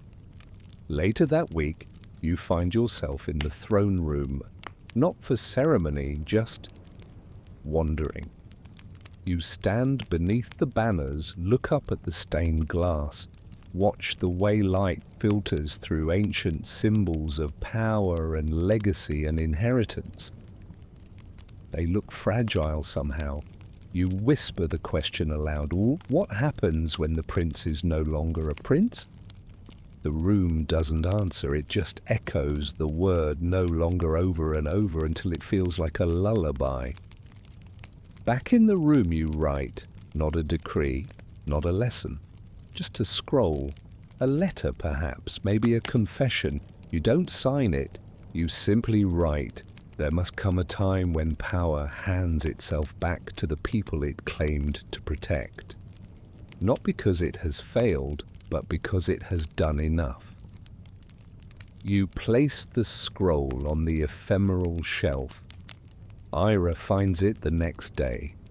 She reads it twice, then corners you by the inkstone. You're leaving, she says. It's not a question.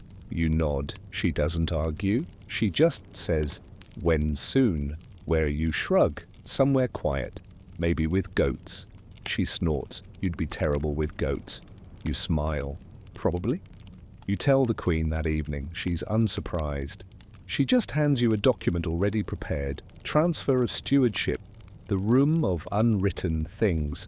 She's named you Founder Emeritus and named Ira Chief Archivist of the Third Margin. You both sign. No fanfare.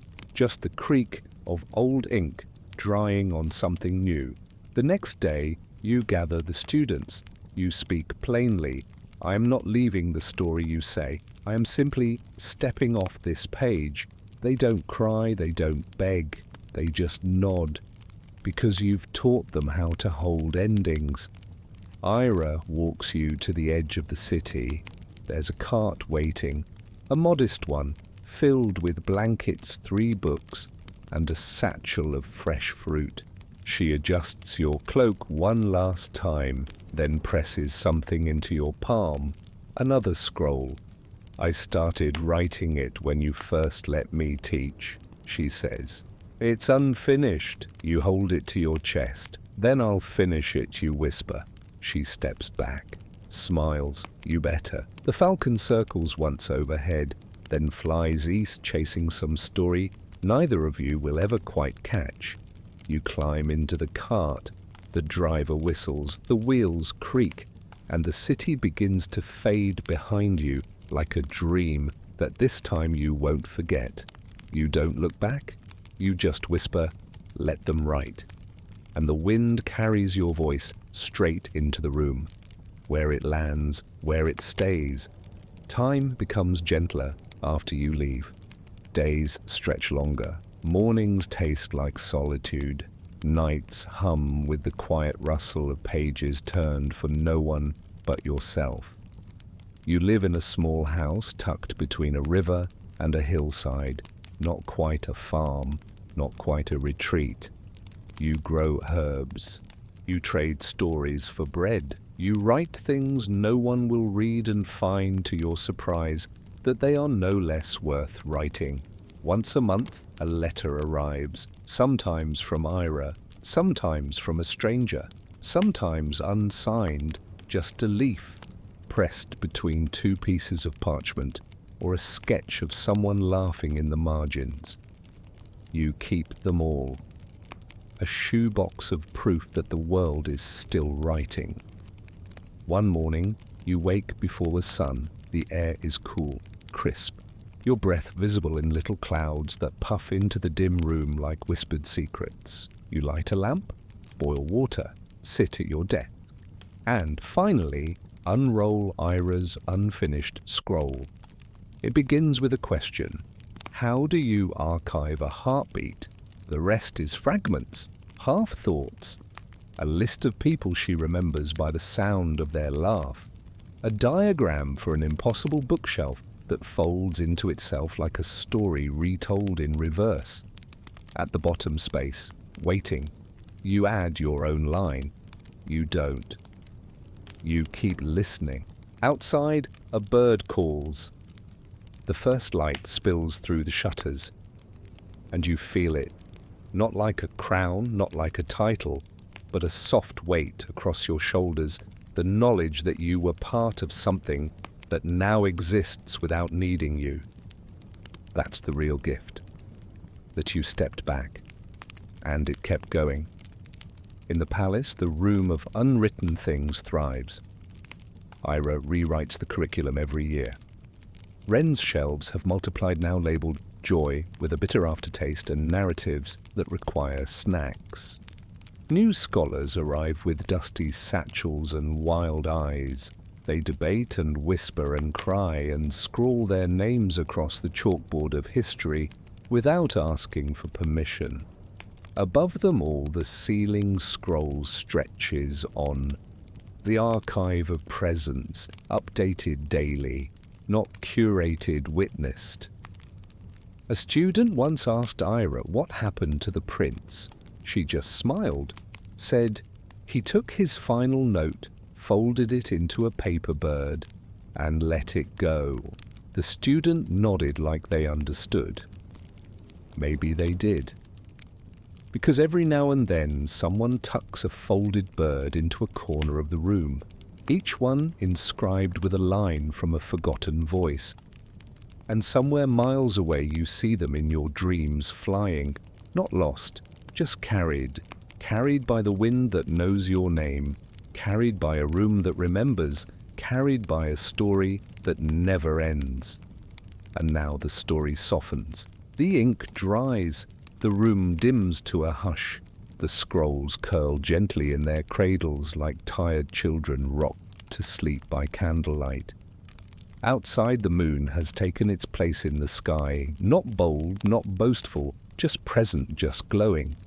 The voices have quieted, the pens have been set down, and somewhere in the warm shadows of memory, a prince once stood beside a girl with ink-stained fingers and said, "Let's write it differently," and they did.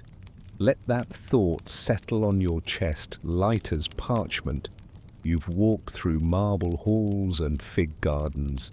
You've seen revolutions wrapped in tea rituals and heard wisdom stitched into wool and salted into soup. You've heard laughter echo across scrolls. You've stood in a room that listened. And now your eyes grow heavier, the stories slow. Let yourself drift with them. Float on the breeze of a sentence unfinished, knowing it waits for you just beyond sleep. Let the ink of your thoughts settle. Let your breathing become the only rhythm you hear. And in that stillness, remember you are part of something now. A lineage of unwritten things, not lost, never lost. Just resting for the next dream to begin. Good night. End of script. Sweet dreams.